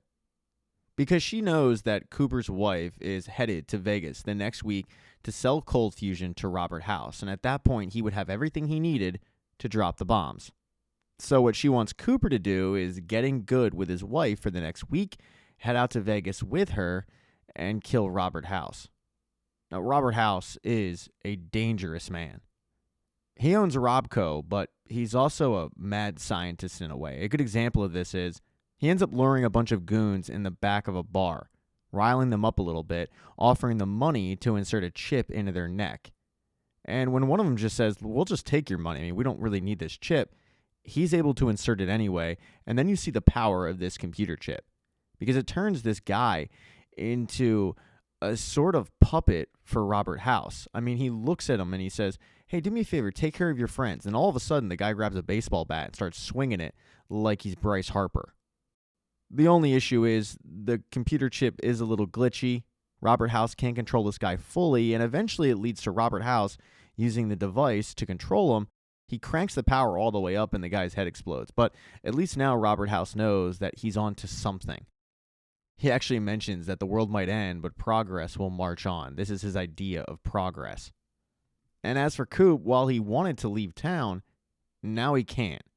He has to head back home, and he gets really weirded out when over the radio he overhears one of the broadcasters say that Robert House mentioned it's not a question of if the world will end, it's just a question of who presses the button.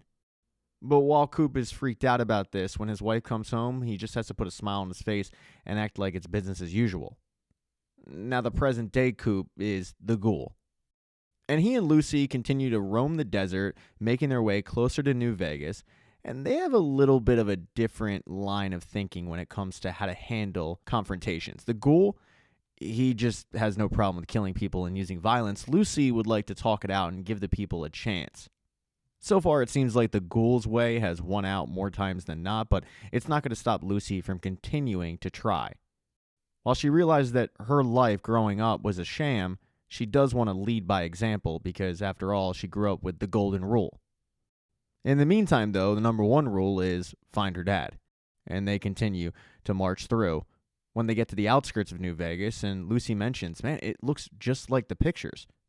And the Ghoul says, well, yeah, most of the bombs got shot down.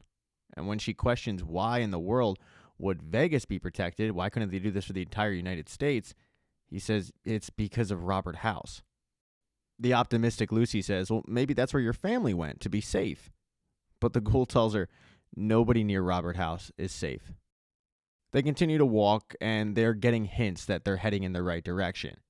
They do stop off at a soup stand. The woman there who is selling flea soup informs them that Hank went in a particular direction, and they continue going that way. Not too long after that, they come across an old drive-in movie theater, but it's actually a vault. Now, Lucy hasn't seen too many of these, but the Ghoul certainly has. And when Lucy gets excited, the Ghoul informs her that every time he steps foot in one of these, he has to come to the realization that there's a chance he finds out what happened to his wife and daughter. So it kind of smacks the smirk right off of Lucy's face. But they do have tracks from her dad's suit that lead into the vault and also lead out of it. And what the Ghoul's wondering is, why exactly would he stop off here? So the two head in. And what they find is a little weird. Now, at first it appears like this vault is full of commies because they're all wearing USSR stuff, the star. But it doesn't take too long for Lucy to realize that these aren't communists. The vault made them communists. They were basically brainwashing them. Lucy, though, gets back on track, trying to find out why her dad stopped off. She goes over to a terminal. She tries to unlock it, but it doesn't work, and she realizes that her dad had taken the hard drive out of it. So they're probably not going to get their answer. But they're also not alone. Around the corner, they continue to snoop, and there's one person left over. The guy is basically a zombie. And the Ghoul looks at Lucy and says, it looks like your dad left a guinea pig. And he certainly did. The guy, whoever this poor soul is, has a message for Lucy from her dad, and that is, go home. And not too long after delivering that message, his head explodes, and it appears like he had one of those chips. The same chip that Robert House was testing out in the back alley. But while her dad left her that message, she's not going home.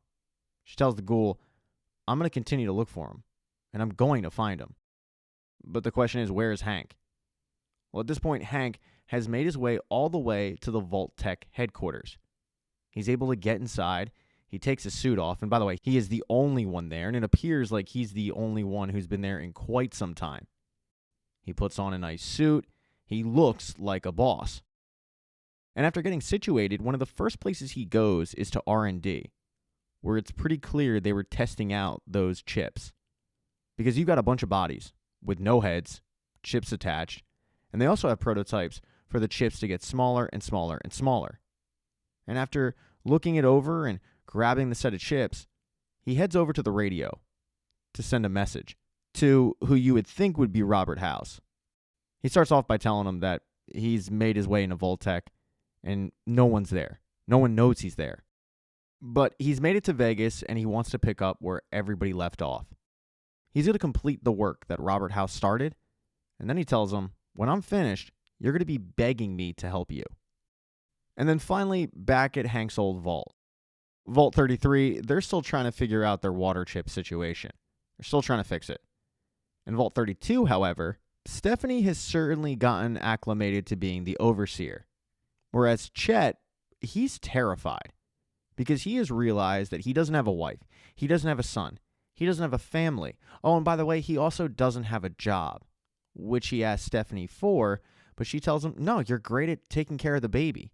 And it's something that Stephanie seems to not have any interest in whatsoever. And when Chet reminds her that the baby is not his, and he would rather the baby not be called Chet Jr., she gets pretty stern with him. I mean, she's holding a knife. It's pretty clear that Chet is worried for his safety, so he just quickly agrees, okay, Chet Jr. is fine. Before Chet leaves, she asks him if he's good with computers, and he says, no, that was usually Norm's thing. Why don't you go message one of the vaults and ask him if he can help? And everybody thinks that Norm has been sent to Vault 31 for a leadership exchange program. Nobody knows that he's actually trapped there with a brain on a Roomba. And that brain is pressuring Norm to get into one of those hyperbaric chambers and just go to sleep for a while. But Norm isn't willing to do that. And the issue is Norm is quickly running out of supplies. He's got barely enough water to survive, he's got no food, and the brain knows this. So after a while, the brain just says, you know what, why don't I inject you with a serum that will kill you quickly, your body will disintegrate into dust, and then it'll end up in the farm. But Norm's got another idea. Because Norm is a lot bigger than this thing, and he decides, no, if I'm trapped here, I'm not going to be alone. Holding the Roomba back with his foot, he decides to open up all of the chambers. Vault 31 is about to have a lot more people in it. People that are awake. In episode 2, Hank is true to his word. Now, we don't know if he heard back from Robert House. You assume he didn't, but that doesn't stop him from traveling around Vault-Tec and trying to finish what they, quote, started. For him, it starts by grabbing a bunch of mice, injecting them with that little microchip, turning the dials and hoping that the mouse ends up following orders. But it doesn't. It explodes. So he tries again, and it explodes. And he tries again. And yeah, no, it explodes. It doesn't really seem like Hank is changing anything up. He's just using new mice. But after a while, he gets bored with mice. So he decides to step it up. About 20 steps. He decides to try a human. He thaws out a poor guy that had no family. He injects him with a microchip. And then he just starts the interview process. But eventually the interview process turns into Hank turning dials where, well, the guy's head explodes. Yeah, it's a work in progress for Hank in the old Vault-Tec offices.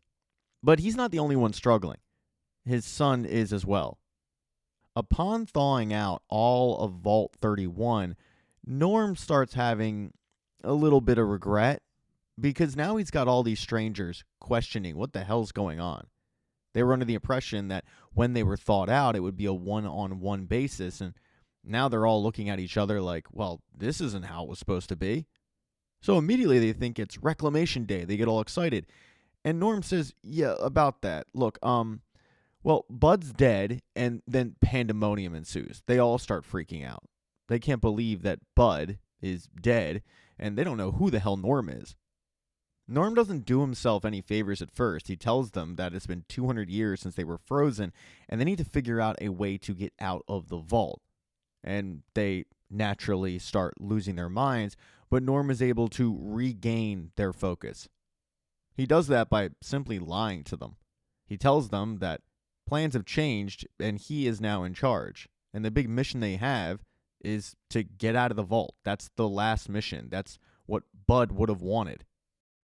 He incentivizes them by offering up merit badges, which none of them realize are simply Band-Aids. They're just too naive. Either way, though, this farce works. They all believe that Norm is in charge. They were all thought out to work for him, and now their mission, and really Vault-Tec's mission, to show that this was a rousing success, is to get out of the vault. So they all start game planning. They start using the skills they had before they were thought out, and they start going through the ventilation system. It doesn't take long for them to open up one of the hatches and find a ladder, but they say, all right, boss, go ahead. You go first. And a very nervous Norm climbs up the ladder, and he finds himself out in the wasteland. Now, for the rest of them, they remember what the world was like before the bombs dropped, so this is kind of depressing. But for Norm, who has lived his entire life in a vault, he looks around amazed and just says, this is beautiful. Because to him, it is. But now Norm has this gaggle of people at his disposal and an entire wasteland to explore, or he could simply go back to the vault where he came from. And exploring the wasteland is something that his sister continues to do with the Ghoul. While Lucy and the Ghoul make their way towards New Vegas, Lucy's getting more and more frustrated with the Ghoul's rough exterior, if you will. She can't understand why he's so rude, and why he doesn't seem to care about anybody but himself. And a prime example of this is when they pass by a hospital, and Lucy hears somebody screaming inside. Now, Lucy, remembering the golden rule, she just can't let that person suffer. She's got to go check it out. And the Ghoul, he has no interest in doing it. As he puts it, empathy is like mud. You lose your boots in that stuff. But for Lucy, she's not wearing boots. Actually, she might be wearing boots. I don't know. Horrible analogy. Anyway, she heads inside the hospital against the Ghoul's wishes, and the Ghoul follows along because, well, he has to. Once they get inside, it is a very bleak scene in this hospital. I mean, it looks like a hospital out of Resident Evil. But they find the source of the screaming, and it's a girl all wrapped up in white sheets. She's bent over in pain, and right away, the Ghoul notices what faction she's from. He makes a snide comment about it, but the girl is in too much pain, and Lucy, she doesn't even realize that the Ghoul recognizes this girl. I mean, not personally, once again, it's just from the group that she's from. Lucy's really just hyper-focused on fixing this one, making sure that she gets out of trouble and she is able to numb the pain. And for Lucy, she has one stim pack, so she's going to do that. But then the Ghoul decides to distract everybody. Because this girl wasn't alone. No, there was a guy with her too. And the Ghoul, instead of helping the guy out, slit his throat, which took everybody in the room by shock.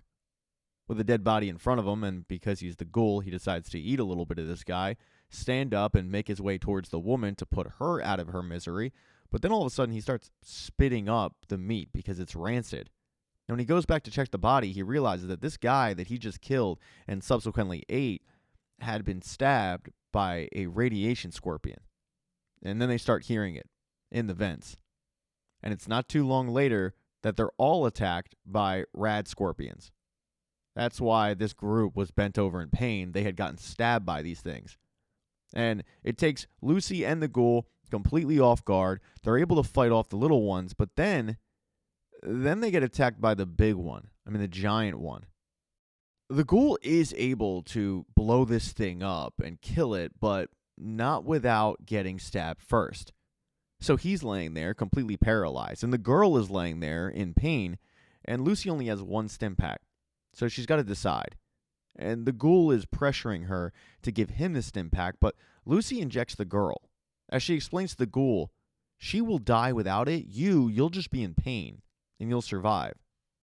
And after helping this girl up, Lucy tells the Ghoul, "You are disgusting. I mean, you were so rude and so vile. So here's what we're going to do. I'm going to take this girl back to where she came from, and you're going to lay here, and you're going to think about what you did. And on my way back, I'll pick you up." Lucy thinks that she's teaching the Ghoul a lesson. In reality, what she's probably doing is putting herself in more danger. Because what Lucy doesn't realize is that this girl is a part of a group called Caesar's Legion.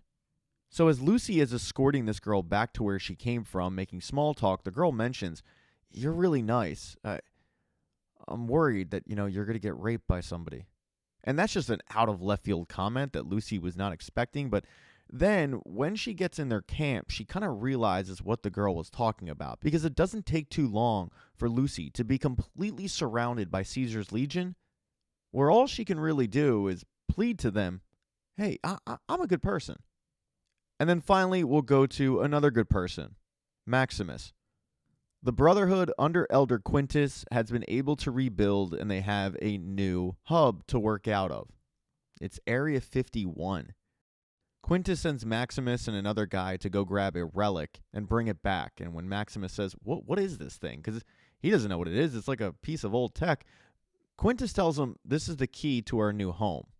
And then all of a sudden, these very powerful fans raise up out of the desert and start blowing the sand to reveal an Area 51 hangar hatch that has been long covered by the sand after 200 years, but Quintus somehow knew it was there. And that's where the Brotherhood takes up base. A lot of the members of the Brotherhood are excited to look at the technology that's in there. The intellectuals of the Brotherhood, they're more focused on harnessing cold fusion, making it work to their advantage. Now that they have cold fusion, Quintus has called a meeting with the other members of the Brotherhood throughout the country. There's only one problem, though, and that's he didn't alert the members of the Commonwealth. And that is a big deal. Dane, who is on the comms, knows this. He goes up to Maximus and warns him, "Dude, Quintus is going above rank. He's trying to start a civil war. I mean, the Commonwealth isn't just going to allow him to take over and grab power. I mean, is this what you want?" But for Maximus, he's a little blinded. Because ever since what happened with Lee Moldover, and Maximus was the one that brought brought in cold fusion, Quintus has been treating Maximus like a son, even referring to him as a son. And for Maximus, that's a big deal. Because back when he was a kid in Shady Sands, obviously he had a dad, he had a mom, and his dad was really well respected in the Shady Sands community. He was a scientist who had been able to filter out the radiation from the water. I mean, Shady Sands was a paradise in this wasteland. But that all changed one day, when a traveler bumbled into town and then dropped to the floor. Everybody was concerned. Maximus's dad rushed over to see what was going on, and that traveler just so happened to have one of the chips from Robert House inserted into his neck. This was pretty alarming for Maximus's father, who then checked the guy's cart only to reveal an atomic bomb. Maximus's dad freaked out. He told everybody to go grab shelter as he tried to work on the bomb to disarm it, but he wasn't able to. The bomb was going to go off in 3 minutes, which gave Maximus's dad just enough time to say goodbye to his son, tuck him into that refrigerator, and then wait for the thing to go off. And by the way, when it did go off, Hank McClane, far away, was one of the guys who got alerted to the fact that the bomb went off. So he did, in fact, know that that bomb was sent to Shady Sands, and he got the alert of when it went off, destroying Shady Sands. But ever since then, Maximus has been searching for a father figure. So when you've got Elder Quintus calling him son, he feels a sort of loyalty to him. And even when presented with the facts that Dane is presenting him with, Maximus kind of just brushes it off, saying that the Brotherhood is the best out of a bad situation. He's going to roll with it. But their conversation gets interrupted when the other members of the Brotherhood do show up for this council meeting. And everything that Dane said is correct. There is no rep from the Commonwealth. And Quintus tells all of the reps, well, that was by design, because if we give them the relic, aka cold fusion, they're not going to give us a kickback. They're going to use it for their own disposal. But with cold fusion, we can gain power under one flag. And of course, the other members of the council are like, yeah, your flag? No, we're not about to start a civil war, Chief. And that's exactly what it would be. It would be a civil war. No, we're not interested. And they weren't until they saw the power of cold fusion and what it can create. Fusion cores. Unlimited amount of fusion cores. Which would get them to easily win this quote-unquote war and gain power. A fusion core is something that everybody in the Commonwealth wants, and suddenly all the members of this council meeting are on board. Then it's just a matter of just kicking back and relaxing. Most of them have brought a representative with them to fight. It's sort of the UFC, if you will, to see which Commonwealth is the toughest. It's something that Maximus isn't really interested in, but one of the guys who showed up is interested in taking down Maximus because he heard about the legend of the guy who killed Lee Moldover, and he wants to kill Maximus so he can be the guy who killed the guy. Initially, Maximus doesn't want to fight him, but when he looks over at Elder Quintus, Quintus gives him the nod, like, yeah, well, you got to do it. And because Daddy Quintus gave him the nod, all of a sudden, Maximus finds himself in a fight with this guy. A much bigger guy, who, by the way, fights dirty. But Maximus has been trained. He also fights a little dirty. And it doesn't take too long for Maximus to find himself on top of this guy, plunging a knife right into him and killing him. When that happens, Maximus is a little stunned at his actions.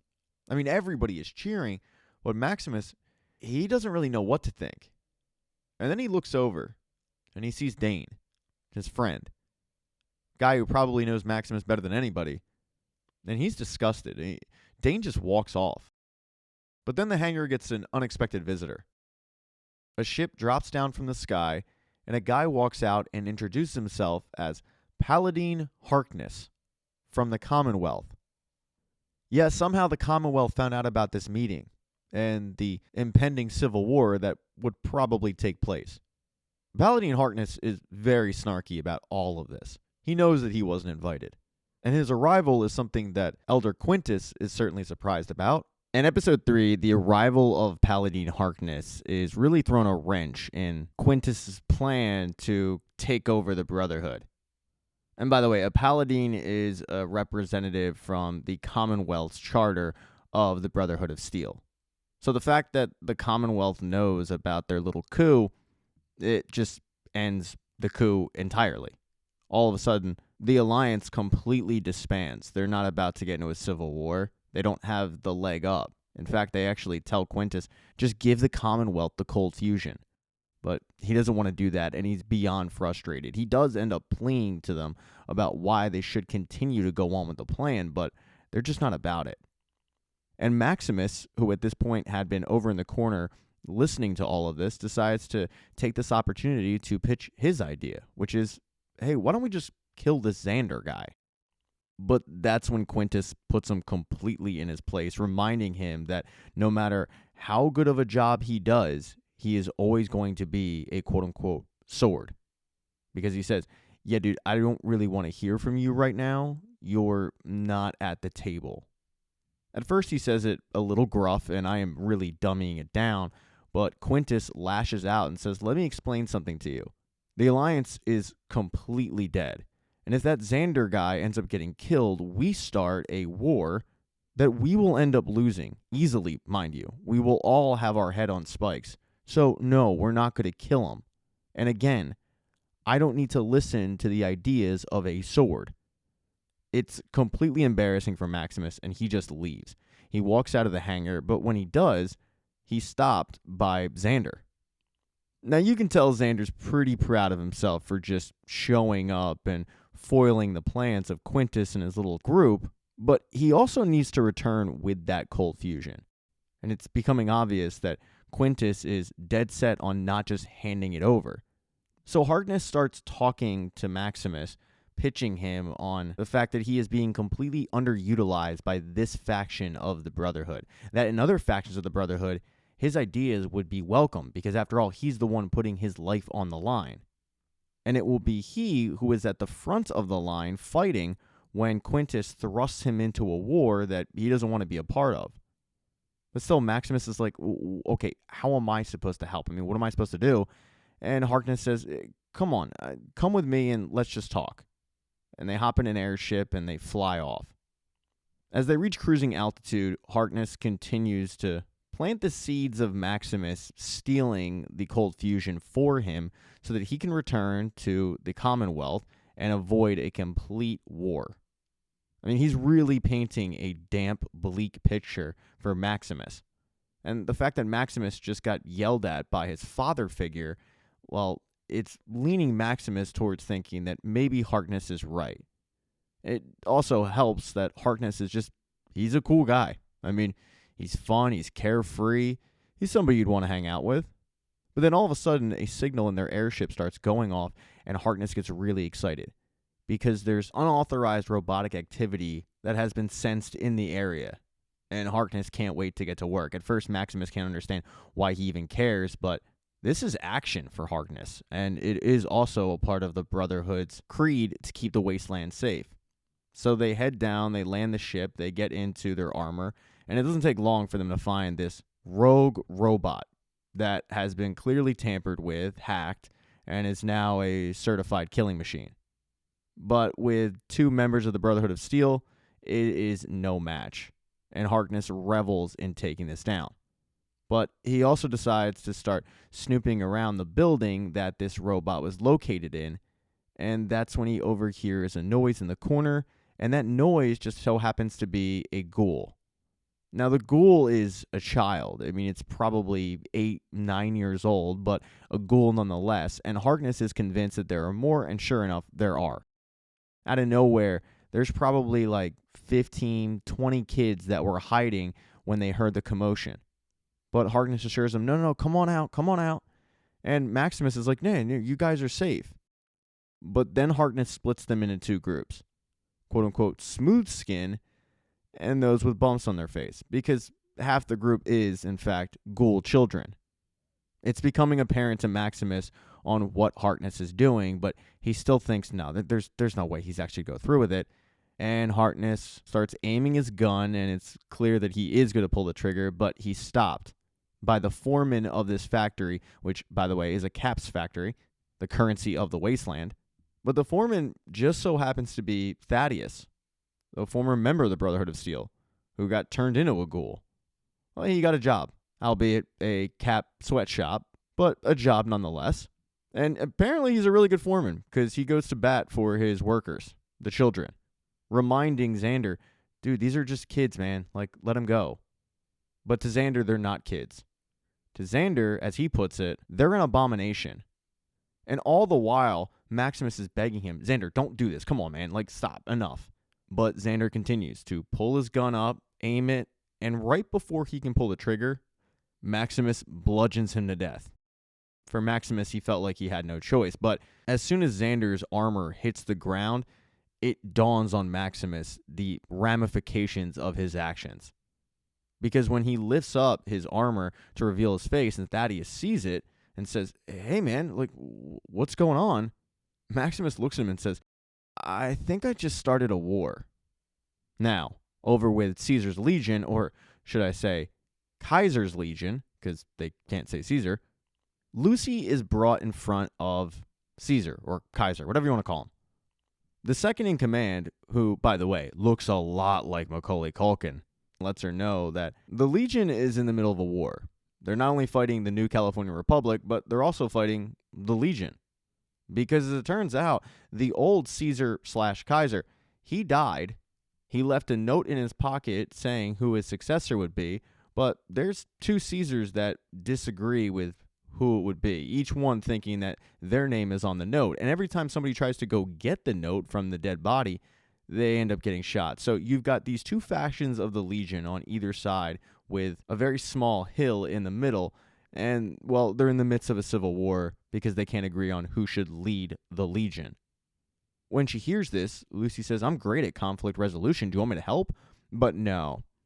Roman Macaulay Culkin decides, we're just going to stick you on a cross and let you bake out in the sun while we decide what we're going to do about the whole situation. As the hours tick on, Lucy is frying, but little does she know, help is in fact on the way because the Ghoul has been able to get out of that hospital. Doesn't take him long to find the Legion, and thanks to a spyglass, he's able to locate Lucy. He's kind of reveling the fact that she got herself into this mess, but he also knows that he's going to have to get her out of it because he figures that he's going to need her down the line. However, when he sees that the two legions are fighting, he knows that that's too much. He's not going to be able to take on two legions in one day. He's going to need help with that. So he decides to go get some help from his old friends, the New California Republic. He knows where they're stationed because he used to stop there all the time. But when he goes inside of the building, it's a ghost town. Nobody's there. In fact, the only thing that is there is a former robot named Victor, who informs him that it's been a long time since the New California Republic has been around. With his options having seemed to just go up in smoke, the Ghoul asks Victor, what about the guy who created you? Have you seen Robert House? And Victor tells him, I have no idea. I mean, yeah, I know he always planned for something, but his plan had to do with getting cold fusion. And, you put a stop to that years ago, didn't you? So with Victor having no idea where the New California Republic is and having no idea where Robert House is, the Ghoul decides to just start walking out, having to figure out a plan B. And that's when Victor lets him know that there are some rangers up in the hills. And the Ghoul has a good idea of who those rangers might be.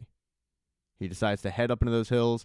He is quote-unquote captured until the leader of this rangers group says, no, let him go. This is a Ghoul that we've known for a long time. While Victor thought that the people in the hills were just rangers, it turns out it is the last faction of the New California Republic. Their leader lets the Ghoul know that they've been pinned down by the Legion and they have no way of getting in touch with the other members of the New California Republic to let them know where they are and get some help. They know they have a faction in Shady Sands, but the Ghoul looks at her and says, you realize that was 20 years ago, right? You're still holding out hope that you're going to get in touch with your faction from Shady Sands? Get real. But she won't get real. She still has hope that they can win this war. In fact, she actually goes so far as to say, we are winning this war. To which the Ghoul says, if this looks like winning, I think I'd rather lose. Either way, the New California Republic fights for things like the rights of ghouls, clean water, medicine for all, and she displays this by giving the Ghoul the medicine he needs to keep on living. And he takes it, but he doesn't quite say thank you. He basically tells her, help ain't coming. And then he walks off, walking right into the Legion's camp. Because now he knows how he's going to get Lucy back. He walks in, he looks at Caesar, and he says, yeah, we're going to make a trade. I'm going to give you something you want, and you're going to give me something that I want. Because I want that girl that's on the cross. And in return, I'm going to tell you where the last known faction of the New California Republic is so you can wipe them out. And that offer is too good for this particular Kaiser Caesar to pass up. He quickly lets the Ghoul have Lucy, who is really struggling at this point, while he rallies the troops, telling them, we are going to take out the last known members of the New California Republic. At least that's what he thought he was going to do. Because the Ghoul does know the members of the New California Republic. He has known that woman in the hills for years. He wasn't just going to give her up. No, he planted a bomb, and when he and Lucy got far enough, he watched it go off. Although he was conflicted on what he just did. And as that bomb went off, he was playing with a lighter, and the history behind that lighter is an interesting one. It dates back to the pre-war days when he went to a Veterans Award ceremony for his friend Charlie. He wanted to be there for his buddy, but he also wanted to ask Charlie about what he knew regarding Robert House. And Charlie says, not much. I mean, the intel we have is that he's building some weapon system in Vegas. That's when Coop tells Charlie, you realize that your boss wants me to kill him? There's got to be some other way. I mean, I'm all about helping out, but come on. And to his surprise, Charlie looks at him and says, Coop, you realize a lot of people in this room have killed, right? And it's not always been the right guy. Robert House, it's one guy. I mean, one name. That's it. Coop decides to go to the bathroom during the very boring speech from a politician, and little does he know that he has a full-blown conversation with Robert House, who was waiting for him in the bathroom. Robert House asks him, rumor has it your buddy Charlie is a bit of a pinko, which I'm assuming is a quasi-derogatory term. I don't know. But Coop just says, yeah, I haven't heard that. And when Robert House asks him, what about you? Are you a pinko? Coop gets more frustrated. Just looking at this guy who he assumes is nothing more than a stranger and says, don't believe everything you read. Robert House goes on to say that he actually sympathizes with the pinko point of view, but Cooper doesn't care because he doesn't know this guy. And as Robert House continues to talk, Cooper just wants to get the hell out of the bathroom. But when he does, he's unaware of the fact that he did just have a conversation with the guy he was looking for. He goes out, Charlie gets his award, he gives a speech all about how back when he was in the war, Cooper Howard was somebody he saved, but only after Coop saved a bunch of people. And when a knocked out Cooper Howard finally came to, his first question was, how are the boys? Because that's what he cared about. He cared about others, just like he cared about Lucy. Even though the Ghoul in the Wasteland is this gruff and bleak and depressing guy, there is still Cooper Howard inside. There's still a guy in there who wants to do good, just like Cooper Howard did in the war. So when Charlie is given a lighter as a gift for this award ceremony, Charlie hands it to Coop and says, yeah, they gave me this for the life that I saved, not the 3 that I took. Further hammering home that Robert House is just one guy. In episode 4, after saving Lucy, the Ghoul has no choice but to mend her up. I mean, she's in such rough shape. And there's only one group that can really do it because they're equipped for it, that being the New California Republic. So when Lucy wakes up, she's in a gurney and she's got an IV attached to her, but she feels a lot better. And after learning who these people are, she's kind of surprised because they're still optimistic about being a ragtag group saving the wasteland, but there's about 4 of them. I mean, and then they bring up Shady Sands, and it's like, oh, okay, all right, yeah, we probably should be going. Now, they do pitch her on joining the New California Republic, but for Lucy, she's just dead set on getting to New Vegas and finding her dad. So she says, thanks, but no thanks. The New California Republic, though, they're not planning on sticking around either. And the thing is, they have a treasure trove of guns. So they end up giving the Ghoul and Lucy some, which is going to come in handy. But as the Ghoul and Lucy continue to make their way closer to New Vegas, Lucy starts feeling bad. She's just irritable, she's moody, she can't figure it out. And that's when the Ghoul realizes, oh, honey, you're addicted to drugs. Yeah, Lucy got hooked on the stuff that the New California Republic gave her to get her back to 100%. Now, as the Ghoul tells her, there's two options. We take 4 or 5 days, we wean you off the stuff, and you're back to being as good as new. The thing is, they're right outside the city limits of Vegas. She doesn't want to do that. The other option, as the Ghoul puts it, the only option, is to take more drugs. So, against Lucy's better wishes, she grabs more drugs, and they head inside New Vegas. And shortly after getting on the outskirts of New Vegas, there's not a lot to it. I mean, there's a bunch of ghouls walking around. They're Elvis impersonators, but that's about it. And that's when Lucy realizes she has a thirst, if you will, for killing, because she's a natural at it. I mean, she starts taking out these Elvis impersonators one by one. She even takes the Ghoul by surprise at how much of a natural she is. I mean, she really, really enjoys it. So by the time they get into the city limits, she's just ramped up and rearing to go. She could fight anybody. At least that's what she thinks. But there's something weird about getting in the city. There's nobody else there. I mean, she screams for her dad. Of course, he doesn't answer. But that's when they hear it. They hear a noise coming from one of the casinos, and Lucy initially thinks, oh, yeah, I can't wait. All right, we can take them. But then they see what the noise is. It is an absolute demon. I mean, this thing is huge, it's intimidating, and it's something that even the Ghoul is scared of. Because the Ghoul has seen this thing before, long ago, in the Alaskan frontier when he was Cooper Howard. He saw this thing, and he lived to talk about it. And he doesn't want to see it again. Meanwhile, with Lucy's brother Norm, he and the group that he woke up from that vault continue to make their way through the wasteland. They've luckily found food, so they're pumped about that. Other members of Vault 33, though, are having a tough go of it. There's a woman named Claudia who looks out in the distance, and she sees a bridge that she walked over, and she thinks that it was a week ago, because to her it was. And Norm starts talking to her about how difficult that must be, but then they get interrupted by a guy named Ronnie, who happened to be Bud's assistant. And while he was Bud's assistant, he overheard some plans. He mentions the plans for Vault 32 and 33, and Norm says, what do you know about that? Ronnie tells him, look, I'm just the guy who got the lunch orders, but I do know that Phase 2 is very important to the experiment. It's time to get going, though, right? And Norm, who is very curious at this point, just tells him, yeah, lead the way, Ronnie. Now, back at Norm's old vault, things aren't going great.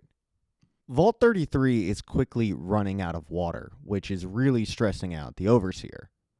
Especially considering that there's a new group led by a guy named Reg for those that were inbred. Amazingly, the group is thriving now that they have refreshments, whereas nowhere else does. And that really pisses off the Overseer, but Reg points out, well, you know, you approved it, and also your approval rating sucks, so deal with it. But the Overseer needs to do something. So she goes and meets with Steph in Vault 32. They meet in a neutral area where the two vaults meet. And for Betty, she's really concerned. She already went to Vault 31 and she found Bud Askins in a mop bucket with the entire vault abandoned. And her only hope is Steph and Vault 32. Now, Betty's convinced that Steph will help them out with this water crisis, but Steph doesn't want to help them out. Stephanie decides another tactic. She wants something for Betty. She tells her that there's something that Hank brought with him before the war. This keepsake is locked away, but as Steph tells her, if you bring me it, I'll consider helping you out. She never once tells Betty what exactly the quote-unquote keepsake is. Betty can't believe it, though. I mean, she can't believe that Steph is resorting to this, and she doesn't give her an answer one way or the other, but as Steph is leaving, she says, if you don't help us out, there will be no more Vault 33 anymore. But Steph kind of shrugs her shoulders and says, well, that's life. This conversation, though, was being kind of overheard by Woody, who was trying to find his way around his new vault. He didn't, but he overheard the voices. And the thing is, he's got to report this, because what Steph and Betty were doing is technically against the rules. But the only person he can report it to is the Overseer, who just so happens to be Steph. So it's pretty awkward for Woody. Later in the day, he goes to Steph's apartment. He reports it. She doesn't obviously seem all that concerned about it because the reporting would go to her. She doesn't tell Woody any information about what she was doing or why she was doing it, but as the two are talking, you've got Chet doing laundry. And when he goes to put some laundry away, he notices that there's a false bottom in one of the drawers. And when he looks, There's an old female's wallet, and when he opens it up, he is shocked because there's an ID for Stephanie, only it's for the United States annexed territory of Canada. And he's never seen this before. But he puts it away, he doesn't say a word about it, and eventually Woody is kicked out. And then finally, over at the Caps factory, Thaddius just thinks, okay, yeah, all right, I'll just go back to work. Hey, good seeing you. But Maximus tells him, dude, you can't. And that's because another airship has arrived, and Maximus is scrambling to figure out what to do. And the only option is for Thaddius to take the Paladine's suit and just pretend to be him. Thaddius doesn't want to do it, but Maximus tells him, if you don't, they're going to kill all the kids. So Thaddius gets in the suit. Maximus walks out. Thaddius does his best to look inconspicuous. He doesn't do a good job of it, and the two head back to Area 51. When Maximus initially arrives back at Area 51, though, he gets a tongue lashing from Dane, because everybody knows that Maximus just took off with this Paladine, but Maximus confides in him, well, I had to kill him because he was about to kill some kids, and now I have to kill Quintus.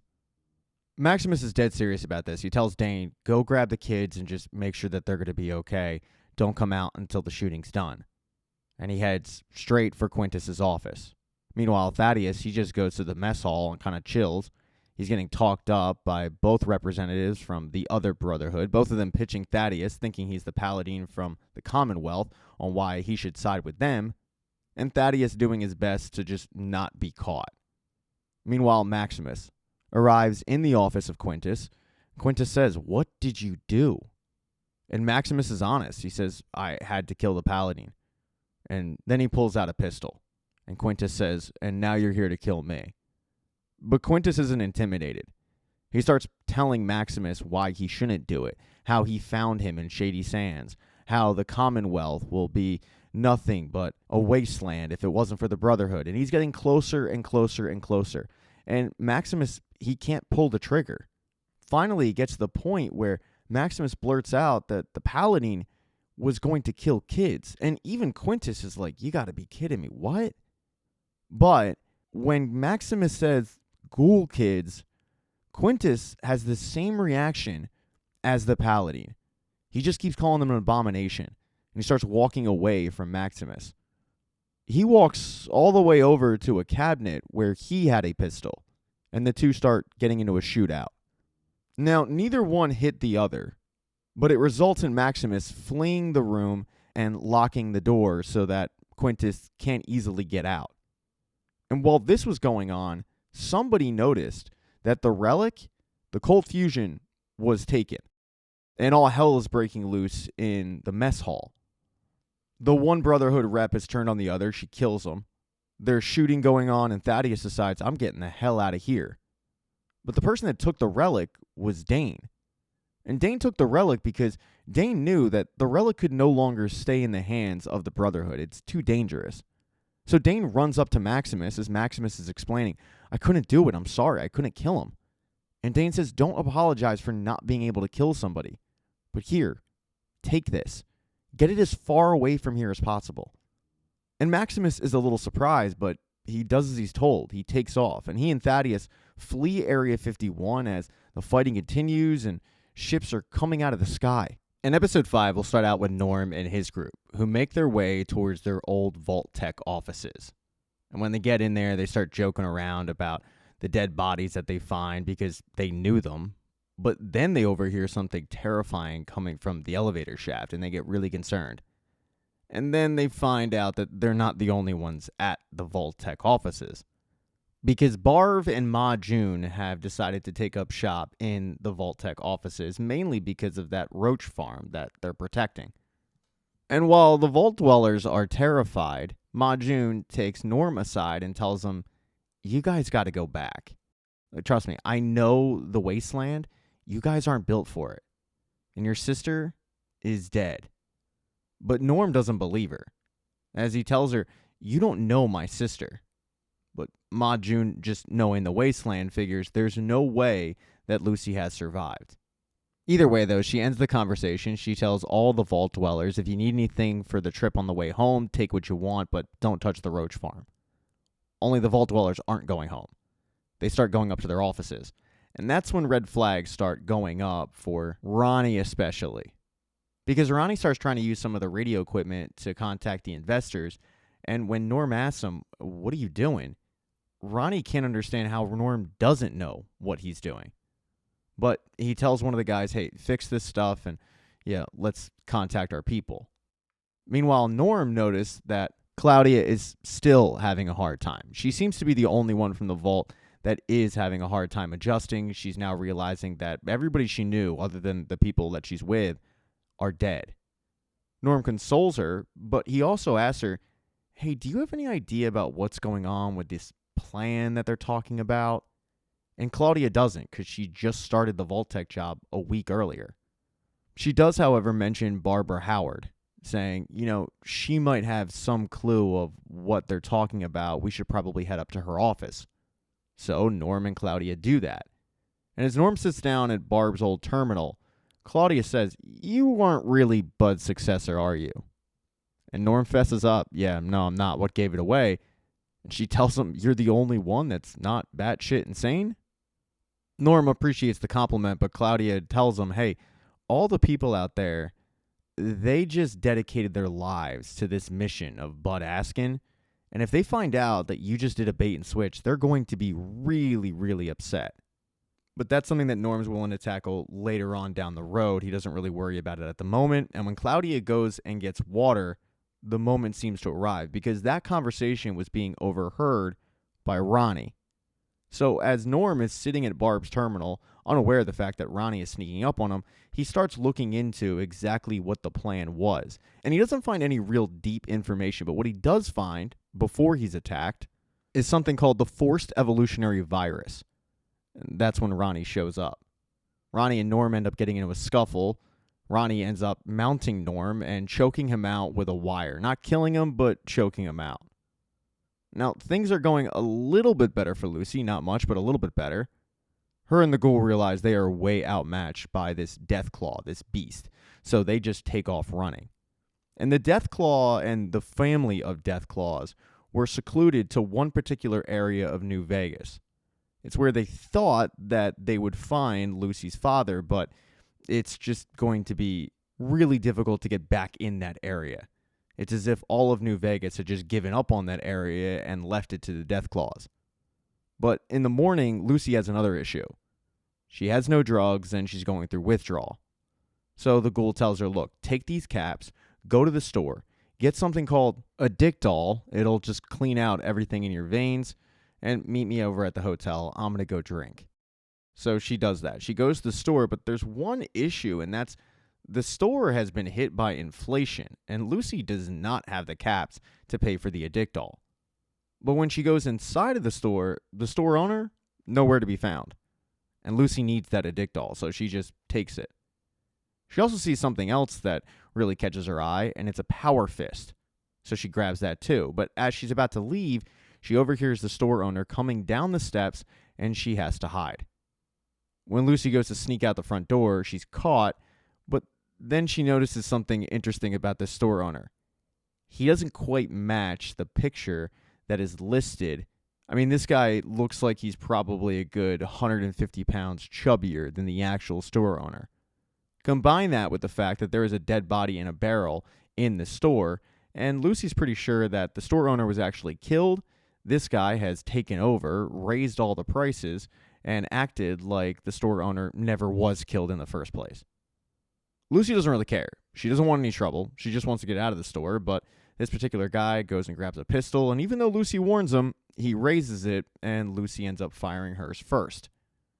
She thinks that it's just a flesh wound, but when she walks over, she realizes she killed him, and she's kind of mortified at herself. And when one patron walks in the store and asks her, "Who are you?" Lucy has to admit, I don't even know. Lucy, however, is able to get out of the store. She injects herself with the Addictol. Hopefully it'll clear out her system, and then she heads back to go meet up with the Ghoul. The Ghoul had gone to the hotel bar to drown his sorrows because being back in New Vegas is bringing back a whole bunch of memories. Mainly the last time he was there. It was when he was Clint Howard. He did just as Lee Moldover told him. Find a way to go on that trip with your wife. And when they arrived in New Vegas, they were greeted by a familiar face. It was Hank McClain, who just so happened to have a Vault-Tec briefcase that was literally handcuffed to him.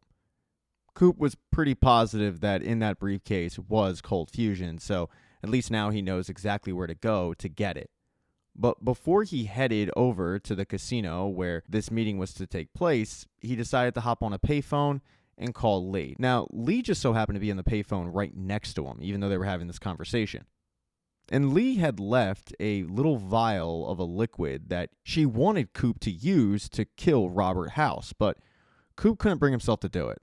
He basically tells Lee, you know what, I'll get you the Cold Fusion, but I'm doing it my way, and that doesn't include killing anybody. And then he hung up the phone, and he got in the car, and he and his wife headed over to the casino. When they arrived, they were greeted by a welcoming party, but they also saw a bunch of protesters who were just against RoboCorp and all of Robert House's doings. And one of those protesters just so happened to be the U.S. Congresswoman who had presented Coop's buddy with that award back in the VFW. She's knocked to the ground as she's kicked out of the casino, and Coop actually comes to her aid.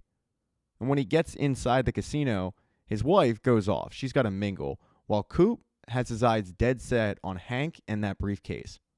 But that's when Robert House gets out of the elevator, or at least who everyone thinks Robert House is. Robert House walks up to Coop and whispers in his ear, Robert House wants to talk to you. Because the guy that is on TV, the guy pretending to be Robert House, is just doing that. Pretending. It's not actually Robert House. We all know who Robert House is at this point. And when Coop gets to the penthouse suite where Robert House actually is located, he is shocked to find out, oh wait, I've actually met you in the bathroom. Robert House owns up to it, saying, yeah, I was just really excited to meet you, but there is a reason why he wanted to meet with Coop privately. He starts out by saying, I know that you came here to kill me. I know this, but what I can't figure out is what exactly is going on, how you have a hand in all of this. He goes on to explain that he was with Coop in the Alaskan frontier when he came across that beast, that Deathclaw. Initially, Coop doesn't believe him, but he says, no, I was. I had a hand in the technology. I saw what you saw. And it got me thinking that is a part of our future. He tells Coop that he did, in fact, plan on meeting with Vault-Tec and buying Cold Fusion. But he wasn't planning on being the one to drop the bombs. He doesn't know who's dropping the bombs. What he does know is that his mathematical equation says that the world will end on Coop's daughter's birthday. But the weird thing is, when Coop booked his ticket to come to New Vegas, it moved up D-Day by a month. So he's just trying to figure out what Cooper Howard has to do with the end of the world. He knows he was commissioned here to kill him, but he just can't figure everything out. He goes on to say that he likes being in control, and obviously the house always wins. He's a robotics guy, he's a mathematician, and he's a casino owner, and the house always winning is part of being a casino owner. But he's starting to think maybe there's a third party in play here, and that maybe he isn't actually the house. Maybe this third party is. Maybe that third party just so happens to be Cooper Howard.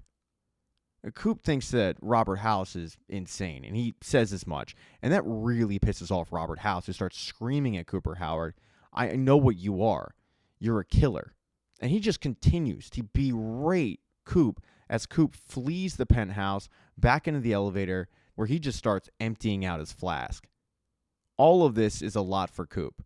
The fact that the guy that's pretending to be Robert House isn't Robert House, the fact that the real Robert House knew that he was there to kill him, the fact that Robert House knows about what he saw in the Alaskan wilderness and he thinks that it has something to do with the future, and mainly the fact that Robert House isn't planning on being the one to drop the bombs, but he thinks that there's somebody else planning to drop the bombs, and that somebody else is the reason for those things out in the Alaskan wilderness. All Cooper does for the rest of the night is drink his face off. But when he woke up the next morning, his wife was there taking care of him, but he said, I think we need to talk. So as the Ghoul drowns his sorrows in this hotel bar, all he can think about is meeting Robert House. But he also meets somebody else. It's Hank's, let's say, lackey. Because Hank had continued going through the research until he finally got it right, until he finally found a test subject where he could manipulate, he could crank that lever, and the head would not explode. And that person is the snake oil salesman. So when Lucy gets back to the hotel, she's still going through it. She's still sick and still throwing up. And then she overhears something in the corner, and the ghoul says, I think he should explain. And that's when the snake oil salesman comes out of the shadows and introduces himself as the lackey of her father. The snake oil salesman tells both of them that Hank is underground in a secluded location where they're not going to find him. And he just wants them to go back home. But he's not alone, because who else is there, stuck in a cryogenic chamber, is Coop's family. So Hank has a deal for him. If the ghoul takes Lucy home, i.e. back to the vault safely, then Hank won't prematurely open the cryogenic vault, doing so really fast and, well, possibly killing them. Of course, if the ghoul doesn't do that, it's a threat. You get it. And Lucy looks at the ghoul, shocked. She's like, no, he's lying. I mean, come on, I thought we were getting along. And you could tell the ghoul doesn't like this. The ghoul feels bad about doing all of this, but he says, Lucy, we were getting along, but I brought you here to barter. Because the ghoul had spent so much time trying to find these vaults with these VIPs. He had found one in California. He had found one in Oregon. He had never found one in Vegas, though. And now to find out that his family is, in fact, in Vegas, he's got to do what he has to do to keep them safe. So if that means turning Lucy in, he's going to do it. He then proceeds to shoot Lucy with a tranquilizer dart, and she starts going loopy until she finally just drops. Snake oil salesman says, great, I'll let Hank know that you've accepted the deal. But before the ghoul drags her back to her vault, he does decide to have one last drink, and that is costly. Because as he's drinking, he doesn't even notice that Lucy is fighting the tranquilizer. And she puts on that power fist and knocks him out of the window and right onto a pole. The ghoul is stuck there. And Lucy just looks at him and says, I thought we were friends. Until she collapses. But when she wakes up, she's not alone. Because there's her dad standing over her saying, oh, my little sugar bomb. In episode 6, Lucy wakes up and it looks like she's in a vault, but in reality, she's in the Vault Tech offices in New Vegas. But she's thrown off by everything. There's a note that says, hey, dial 0 when you wake up, Dad, but she decides against doing that. She slowly sneaks out of the room she's in, and she starts investigating the hallways, but then she hears footsteps coming. She peeks around the corner, and it just so happens to be legionnaires from Caesar's army, or Kaiser's army. She grabs a fire extinguisher, thinking that she's going to need it to attack them, but when they turn the corner, they're very pleasant, and it throws Lucy off. And they're pleasant because they both are chipped. As Lucy follows them down the hallway, she finds an entire office floor of chipped people. She doesn't really notice the chips, however. What she notices is their sunny disposition. I mean, they are an assembly line of making more chips. Everybody cheerful. It's just super bizarre for Lucy. Doesn't take too long, though, for her to actually find her dad. At first, when she walks into the room, her dad tries to act like it's business as usual. He tries to pick up where they left off back in the vault by talking about the book they were reading, which was All Quiet on the Western Front, but he ties it into what's going on with them currently because he says, my takeaway from the book was that they were fighting over nothing. And it's much like on the surface, they're fighting over caps. Did you notice that? But the more that he talks and the more that Lucy is just trying to gain a hold on everything that's going on, he turns his back, she sneaks up at him, puts a knife at his throat, and says, that's it, I'm taking you in.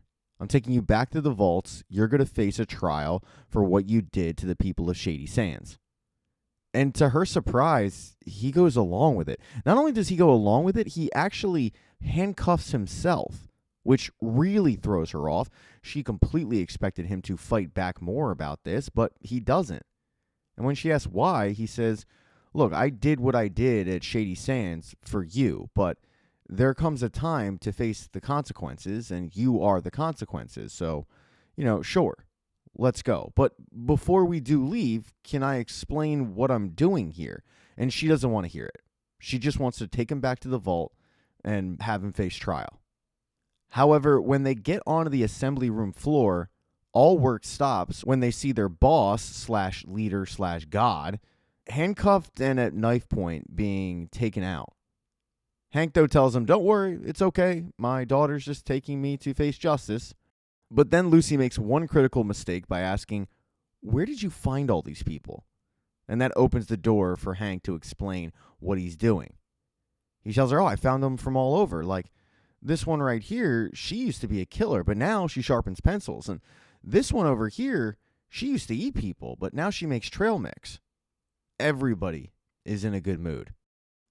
Lucy, though, doesn't get really truly sucked into all of this until the snake oil salesman and another guy bring two new recruits, we'll call them, who are chipped and they just need to be activated. And one of them is a legionnaire, but the other one is a member of the New California Republic that Lucy recognizes. And she gets concerned, knowing that these two are enemies. Hank, trying to make Lucy feel like she's in charge, says, "What do you want to do?" And she says, "No, don't press the button." So Hank tells the snake oil salesman, "Don't press the button, you heard her." But what ends up happening is the legionnaire gets free and tries to kill the member of the New California Republic. And when that happens, Lucy has to act. She starts trying to fight back and really hold off the legionnaire, but it gets to the point where she can't anymore. She tried her best, and the legionnaire is taking what seems like a stapler to the head of the member of the New California Republic who is tied up. Hank, watching this all go down, knowing how it's going to end, reminds Lucy, "You just got to press the button." And Lucy, realizing she doesn't really have a choice, this guy's about to die, does press the button. And as soon as she does, both of their attitudes completely flip. Total 180. They become friends. Now, as for Lucy's former companion, the Ghoul, he is stuck on that pole with no real hope. Dogmeat shows up and he begs Dogmeat, "Get me my satchel," because what he really needs is his vials. He's starting to become an actual ghoul without the drugs. And with no real hope of getting off that pole, he's in full desperation mode. But instead of getting him the satchel, Dogmeat just takes his hat and runs off. And the Ghoul is left there, struggling. He does, however, remember that his daughter is alive, and he attempts to actually pull himself off the pole, but it doesn't work. And eventually he passes out. But he starts to remember the last time when he was in Vegas, when he woke up and told his wife, "We need to talk." The conversation was very, very contentious. Coop reminding his wife about when he proposed, but then he flips it and says, "I just need to know, were you a monster back then, or did you become that later?" And Barb is totally taken aback by that, and he says, "I know what you're doing here." Now, Barb eventually is able to sit Cooper down and explain, because what Coop thinks is going down is far from reality. Barb is a bigwig in Vault Tech. She's in most of the meetings for the planning of the vaults. She hears the money-making schemes that are going down, the marketing, the fact that they know 30% of the vault's water chips are going to fail. They can even pick them. All of it seems to be really, really off-putting. But the moment that really turns for Barb is when she has a meeting with Robert House, or who she assumes is Robert House.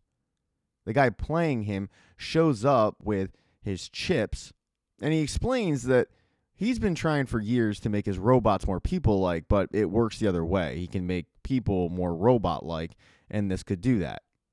And what he's willing to do is sell these chips to Vault Tech for cold fusion in order for his little project in Vegas to work. Barb asks him, "What's your project?" But he just says, "Yeah, that's above your pay grade."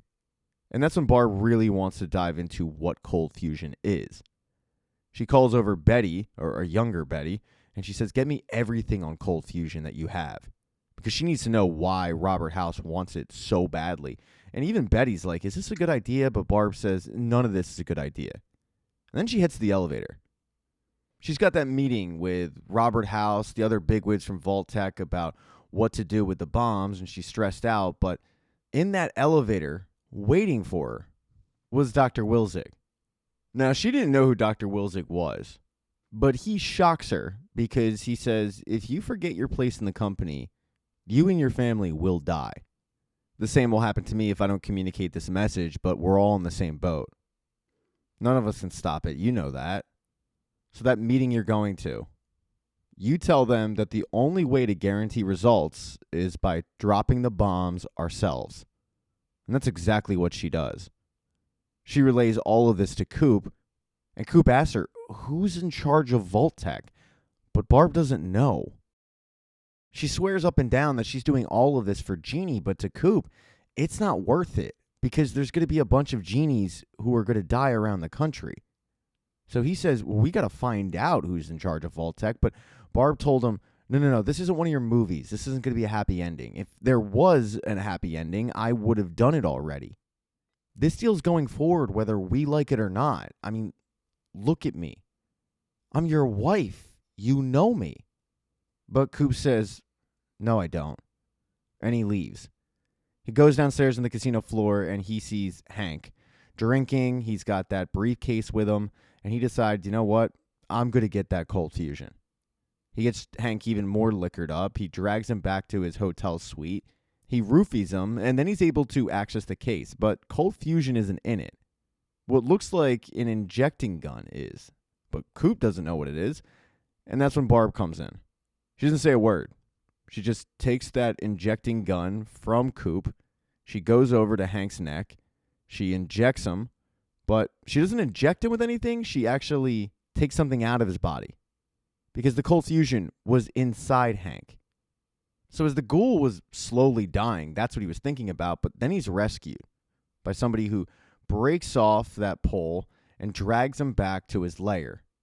And that person is a super mutant. The super mutant inserts the ghoul with uranium because, while to most people it would die, the ghoul will actually be saved with the uranium. Both the ghoul and the super mutant make mention of the fact that they might as well be cousins because they were bitten by just a different bug, but they're very similar in nature. They both are kind of freaks. The super mutant, though, didn't save the ghoul out of the kindness of his heart. He wants to recruit him. He starts telling them that they need to unite, ghouls and super mutants, to go after the people who did this to them, the Enclave.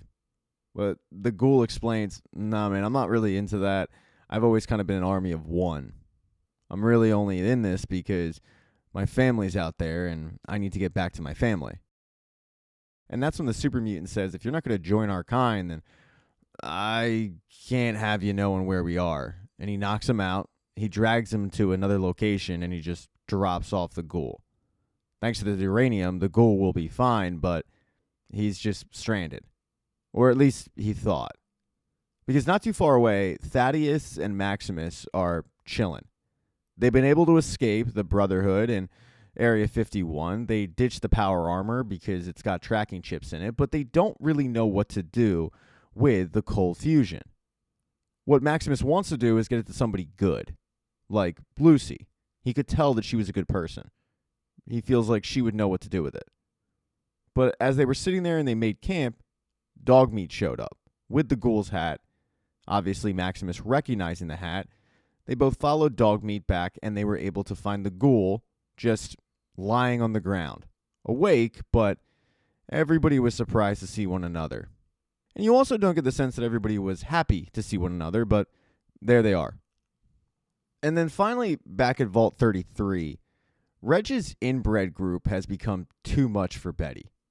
With the water shortage being at an all-time high, and Reg's group downing refreshments, salty snacks, she just can't take it anymore.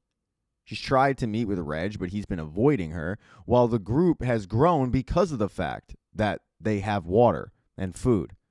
So finally, Betty put a stop to it. She used the Vault police. They stormed into one of the meetings, and they announced that the group was disbanded. And that's when Reg said, okay, I want to talk to Betty. And boy, do these two have it out. Betty tries to explain to Reg in front of everybody that they are low on rations right now. And because of this group, well, they're getting preferential treatment and she just can't justify it. But Reg fights back. And because no one truly knows how bad of a situation the Vault is in, everybody ends up siding with Reg. It's like a mutiny. Meanwhile, in Vault 32, they've got a bit of an issue. Chet finds out that Woody is missing, which is super weird. But then he gets distracted when he finds out he's getting married the next day. Posters are all over the vault. And Steph didn't even bother to tell him. And he's concerned. In episode 7, Steph eventually gets her way. With no water, Betty has no choice but to give in and do what Steph said. Go find that lockbox that Hank left behind and leave it for her. And she does, with the assumption that Steph will hold up her end of the bargain and provide her vault with clean water. But she also lets Steph know, this reminds me of who you were in the old days and how everybody was scared of you. Steph, however, doesn't really care. After all, she got what she wanted. But when Betty brings up peace, Steph reminds her, I'm doing this for water. What happens in the future, that's out of my control. So as far as Steph's concerned, peace amongst the vaults, she doesn't really care. And maybe it has something to do with the fact that she's getting married that day. And Chet, he's got some questions. Mainly who the hell he's marrying. He kind of tries to bring it up to Steph, like, when exactly were you going to tell me? But she just shushes him and says, I'm working. He continues on with his Mr. Mom act, doing the dishes, although the drain appears to be clogged. And when he sticks his hand in to find out what exactly is the problem, he pulls out a pair of glasses that look a lot like Woody's. He doesn't initially bring it up to Steph. He just says, hey, have you seen Woody? And she tells him, yeah, I sent him to Vault 31. Although now Chet's definitely got his doubts. He just puts his glasses back into the sink, and later that day, he's standing in front of a bunch of other Vault dwellers about to marry Steph. Now, when it comes time for Steph to say I do, she quickly does. But for Chet, he's got, well, initially you think it's cold feet, but he says, no, you know what? With all of the witnesses here, I want you guys to know, I don't think Woody was sent to Vault 31. I think Steph did something to him. And he brings up the fact that he found the glasses and he's convinced, but he put the glasses back into the dishwasher and there's no real proof of it. And the chaplain, if you will, says, yeah, you know what, cold feet's, it's understandable. Let's just continue. But Chet says, no. Guys, I'm telling you, we don't know who this is. She wasn't born in a vault. She was born 200 years ago. Oh, and by the way, she's not even American. She's Canadian. And that is the biggest shock to everybody. Because apparently being Canadian is a no-no. Now, this whole time, Steph was begging Chet to stop and shut up and just go along with the ceremony. But when everybody finds out she's Canadian and Chet shows them her identification, she runs into a vault and locks it. Now, this is not the first time that Steph has run. You get a little bit of backstory on who Steph is. Yes, she is Canadian. And yeah, it was a big no-no. She was running with somebody we assume might be her mother or sister, but her sister/mother, we don't know, was badly injured, and she encouraged Steph to continue running. Kill whoever you have to kill. It doesn't matter. And boy, Steph took that to heart. On her way to the border, she killed. At the border, yes, she killed. And she found her way to New Vegas, where she found a job at the Lucky 38 Casino. And she just so happened to one night get a call that there was a room that needed help transporting a body to another room. And that room was Cooper Howard. Cooper Howard was asking her, hey, can you help me move Hank's body to his room? He passed out. But she also asked him, hey, what's the deal with those vaults? Like, how do you get into one? And Coop didn't really have any answers. He kind of just told her, look, if all goes accordingly, we won't even have to use them. But Steph was dead set on getting into that vault. So she asked, well, what about Vault Tech? Like, how does one get a job? And Coop told her, ask that guy in the bin, meaning Hank. So yeah, Steph, stone cold killer, borderline psychopath. But now she's got a whole vault who knows a little bit of her backstory at least. You figure that Hank probably got her the job at Vault Tech, and as for Hank, he is still handcuffed. Lucy is still trying to figure out exactly what she wants to do. On one hand, she wants to bring her father to justice. She wants to drag him back to her vault and have him stand trial. But on the other hand, she does see his line of thinking. I mean, everybody around the office seems to be in a better spirit, in a good mood. Nobody's fighting. It really does seem to be kumbaya. So she asks her dad, how exactly does this work? And her dad tells her, well, if you turn the knob here, it gives them amnesia and it opens up their brain waves to more memories. She asks her if it's reversible, and he says, no, it's not. Even with everything going great, though, She still goes back and forth. Like 1 minute she'll say, that's it, I'm shutting this down, we're dragging you back to the vault. And the next minute she's seeing that maybe this is the way to go. Because she has been on the surface. She's seen what it's like. She knows that there are factions that will not stop fighting. And this device could fix all of that. In one of these instances, she gets really close to shutting the whole thing down and then dragging her dad back. And by getting close, I mean she has her dad show her where the mainframe would be to shut it down. But then she sees the old Legionnaire and he's in good spirits. So again, she's just really conflicted about what to do. Though it's at dinner that night that finally clinches a decision. Because she sees the old member of the New California Republic, the guy that she saw in the desert. And she asks him, do you remember me? And he doesn't. She asks, do you remember the New California Republic? And he doesn't. And the fact that this guy's entire life has been wiped from him is enough for Lucy to say, yeah, that's it. We're done. She tricks her dad, though. She handcuffs him to the oven, stealing his Pip-Boy, which will allow her to get into the mainframe room, and she tells him, yeah, we're done here. She gets all the way to the mainframe room, and she opens it up, only to find that the mainframe is a head, like a legitimate human head, connected to wires and computers, and that head looks really familiar. Now, unfortunately for Lucy's brother, when he woke up in another Vault-Tec office, Ronnie and the others were planning on what to do with him. Ronnie's saying, we probably could kill him because he was impersonating a Vault-Tec employee, but they don't really know. They decide, though, they'll figure it out later, and they see that Norm has woken up, so they just knock him back out again. A little while later, Norm is woken up by Claudia, who unties him, and she tells him, we got to get out of here. But Norm says, no, I have to do something first, because whatever he saw on that computer is enough for him to hop on the radio and call for Lucy. He lets her know, hey, if you're out there, I'm at the surface right now. I need your help. And Dad, if you can hear me, why didn't you tell me? What's going to happen to our vault?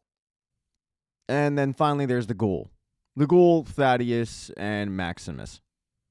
Maximus wants to get back to Lucy because he's got the cold fusion. The Ghoul's cool with that, and he's going to help out. But he knows that Maximus has the cold fusion. Somehow he's got like a sixth sense about it, and he asks Maximus, how do you have that? But Maximus just tells him, I'm giving this to Lucy. She's a good person. Now, we have to get to Vegas, and it's the other way. But the Ghoul explains that in order to get to Lucy, they're going to have to fight a swarm of Deathclaws. And in order to get through the Deathclaws, they're going to need help. So he takes him to the New California Republic encampment that's been abandoned, where he knows it's got nothing but weapons. But there's one weapon in particular that he wants to utilize. It's a power armor suit. But not for the Brotherhood. It's a power armor suit with a New California Republic emblem emblazoned on it. Only problem is getting it working is going to require cold fusion. So the Ghoul tells Maximus, look, I get it. You want to give the cold fusion to Lucy to save the world because she's a good person. But in order to do that, you're going to have to give it to a bad person. And that's me. And with no other choice, Maximus, seeing the light, okay, get the power suit working, get to Lucy. He hands it over to the Ghoul to create a power core. That's exactly what the Ghoul does. He creates the power core, and Maximus, Thaddius, the Ghoul, they storm into the strip. And as Maximus is walking through in the power armor, everybody's looking at him. It's not like the power armor is really attracting everybody. It's more of the New California Republic symbol. Because to these people, it's the symbol of hope. They think that the New California is back to protect them. And it kind of is. I mean, they're good at an attempt to get rid of the Deathclaws. Though it's only going to be Maximus and the Ghoul because Thaddeus' arm straight up falls off. He's not going to be able to help. When they get behind the gates where the Deathclaws have taken a hold of the city, it's go time for Maximus. And boy, does he shine. The power armor suit really comes in handy. He's able to fight off a Deathclaw and actually decapitate him. And this allows the Ghoul to sneak off into the Lucky 38 casino, while Maximus is stuck on the outside fighting more Deathclaws. Now the Ghoul, he takes the elevator all the way up to the penthouse. The same penthouse where he had that argument with Robert House. Only this time, Robert House isn't there. And there's no signal on the TV. But the Ghoul has an idea of how to get it working.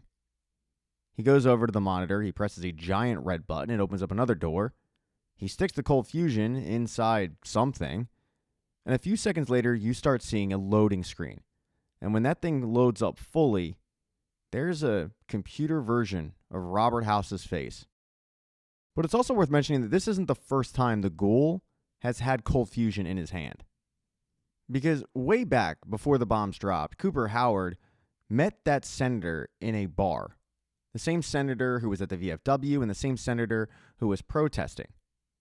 They went back and forth about her approach to getting change, but eventually they got down to brass tacks with Cooper Howard saying, look, I know that you know why my wife's here, to sell the most powerful technology to the most powerful man. But what if I gave it to you? And her counter to that is, what if you gave it to the president? Because the president is in Vegas. So if you can get the cold fusion, I can facilitate a meeting, and you could hand it over, and he'll give it to the people. And that sounded pretty good to Coop. So with his wife's blessing, she hands over the cold fusion. Coop has that meeting with the president and the senator in a car on the strip, and he hands over the cold fusion. Oh, and that senator? Yeah, that head that Lucy found, the mainframe, looks a lot like that senator's head. An awful lot. And in the season finale, Coop is once again reunited with Robert House, although it's like computer version Robert House. Up until this point, Robert House has been dormant because he needed the cold fusion to actually turn on. But the Ghoul asks him, what happens if I just shoot this thing? And Robert House tells him that the world's probably going to end. I mean, it's uncertain, but, prepare with caution. The Ghoul then asks him, why didn't you tell me that there was a special vault for executives? And House explains, you hadn't brought me the cold fusion. So the Ghoul makes a deal with him, telling him, if you get me in that vault, I'll keep your lights on. And Robert House says, deal. The only thing is, I'm going to have to lead you there, which means that you're going to have to use a Pip-Boy. Robert House starts leading him through back channels in the casino to the Vault-Tec vault for executives.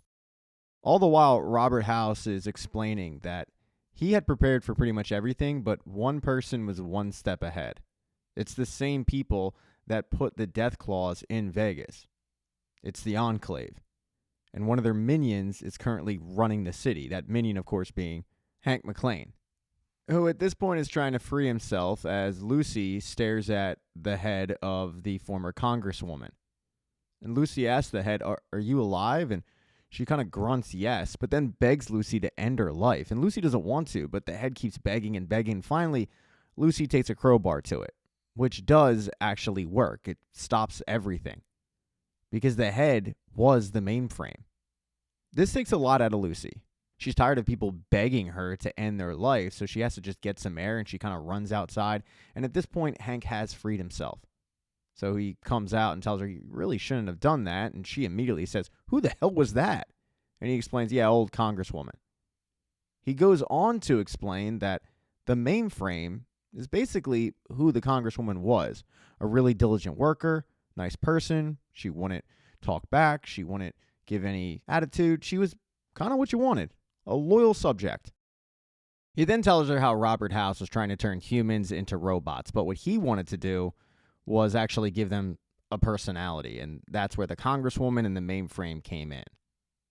Hank has been able to develop a pretty good product, although it's an improvement on what Robert House was doing.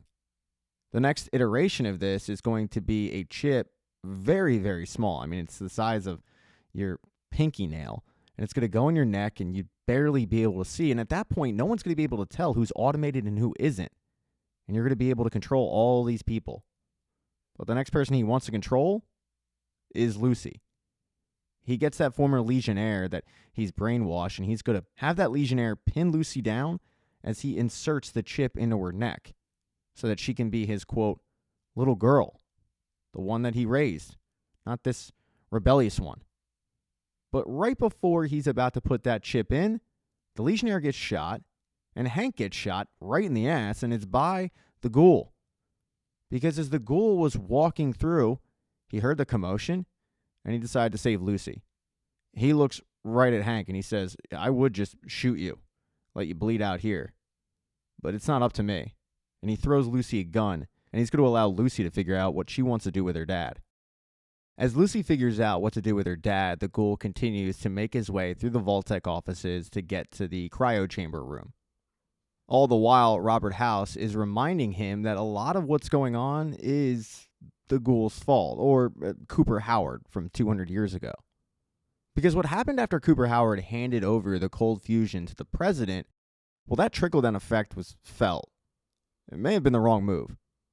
Because as Cooper and Barbara were heading out of Las Vegas, all of a sudden, all of the payphones started ringing at the same time, and Cooper had a feeling, it's got to be for me.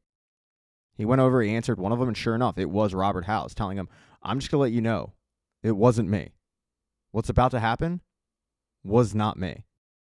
And then Cooper Howard looked around and realized, oh my God, I'm about to be arrested.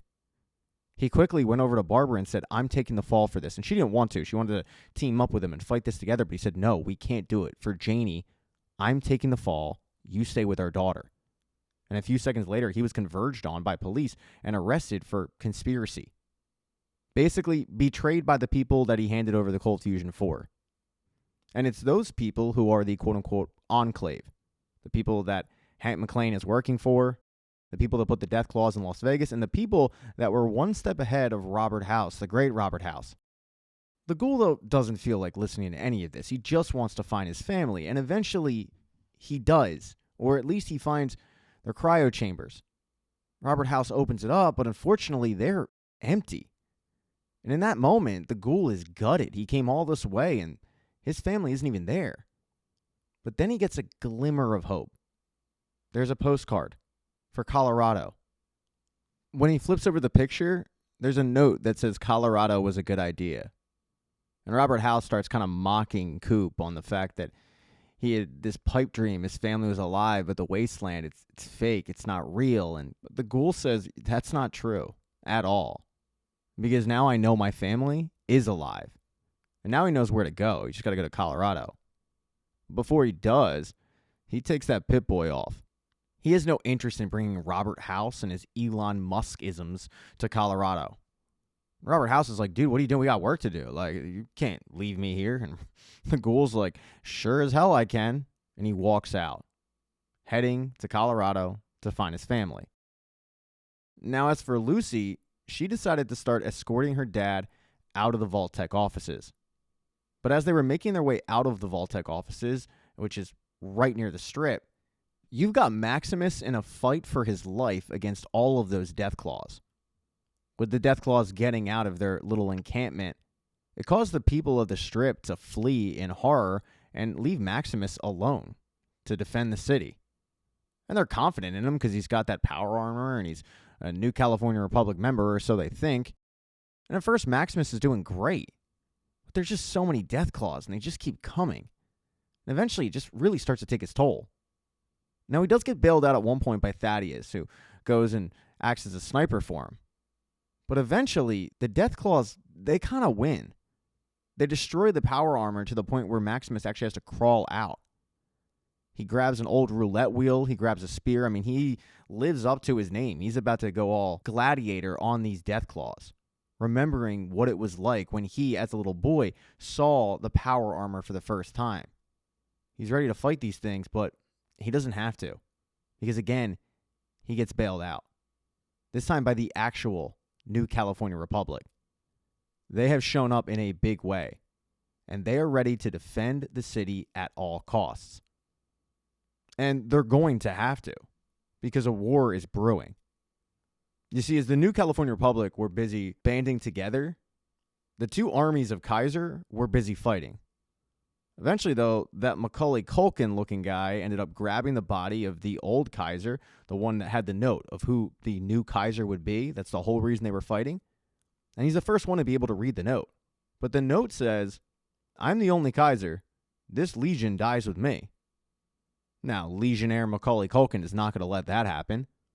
He kills the other person in the tent, and he puts on the crown, becoming the new Kaiser.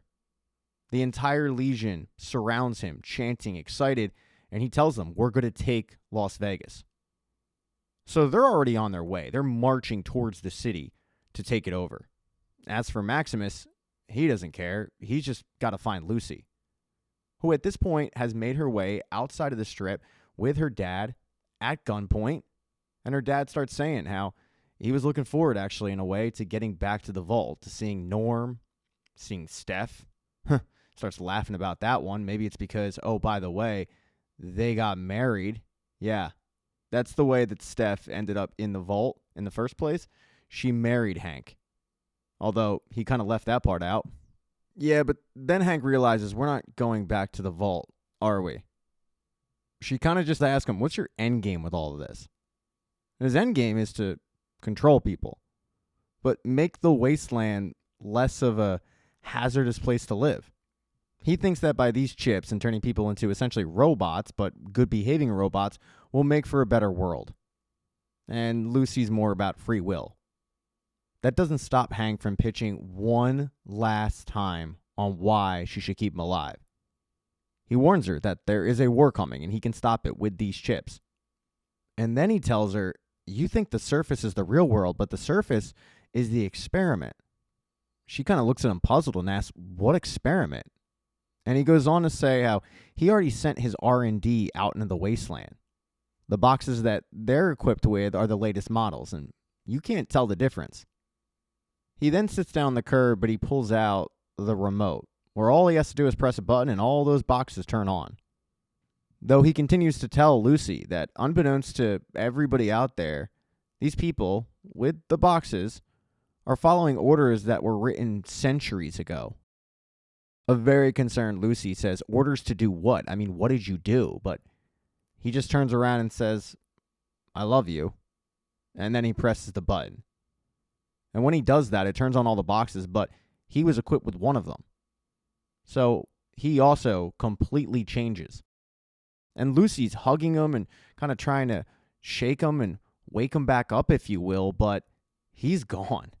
I mean, he's alive, but he has no idea who Lucy is. And a very upset Lucy just starts kind of walking away because the guy that she's leaving on that curb is no longer her father. With nowhere really to go, she kind of just starts petering out into the strip, but then she stopped when she hears her name being yelled, and it's by Maximus. He was finally able to find her. The two hug. She's very relieved, and then they make their way up to the penthouse, Robert House's penthouse, because the casino's right there. Now, when they arrive, the TV screen once again says no signal, even though the Ghoul didn't do anything to the cold fusion. And both Lucy and Maximus talk about how there is a war coming and how she could have prevented it. But he just kind of looks at her and says, yeah, you know, that's just the wasteland. And as they look off in the distance, on that TV monitor, while it says no signal, it blips for 1 second and you do see Robert House. Now, as for Lucy's brother Norm, well, while he was trying to make that radio distress call to his dad, he got caught and dragged out, where everybody but Claudia says, we'll put you on trial, don't worry, but it's pretty clear they already found him guilty.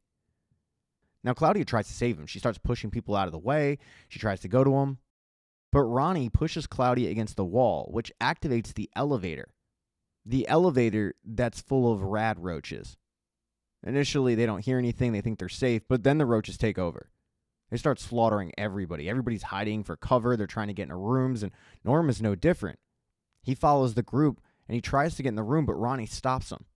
Ronnie's so dead set on not letting Norm in the room that it ends up costing him his life. Because as he's telling Norm, no, you're not allowed, rad roaches get in that room and kill everybody. Mostly everybody. Eventually, Norm, who is alive, makes his way into that room, and he finds Claudia, who's injured, but she is alive, and he starts dragging her out of there, dragging her back to the vaults, where inside the vault, things are not going well for Steph. There's an angry mob forming outside the door who want her dead. But luckily for Steph, she was able to get that box from Betty. And in that box was something that could end up saving her life. It's a Pip-Boy, but it doesn't connect to Vault Tech. It connects to the Enclave. She gives a radio distress call saying, this is Stephanie Harper, Hank McClane's wife. I don't really know how this works, but he said that you were always listening. Initiate phase 2.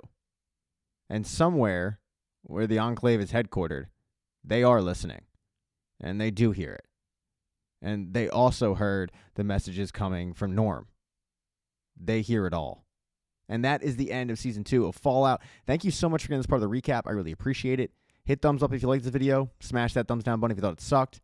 You can support the channel by buying some merch or just becoming a channel member. It'd be cool if you could do that. Or if not, you can just let the ads run. Let me know what you thought of this season. I love this show. But let me know what you think of it and also what your expectations are for Season 3.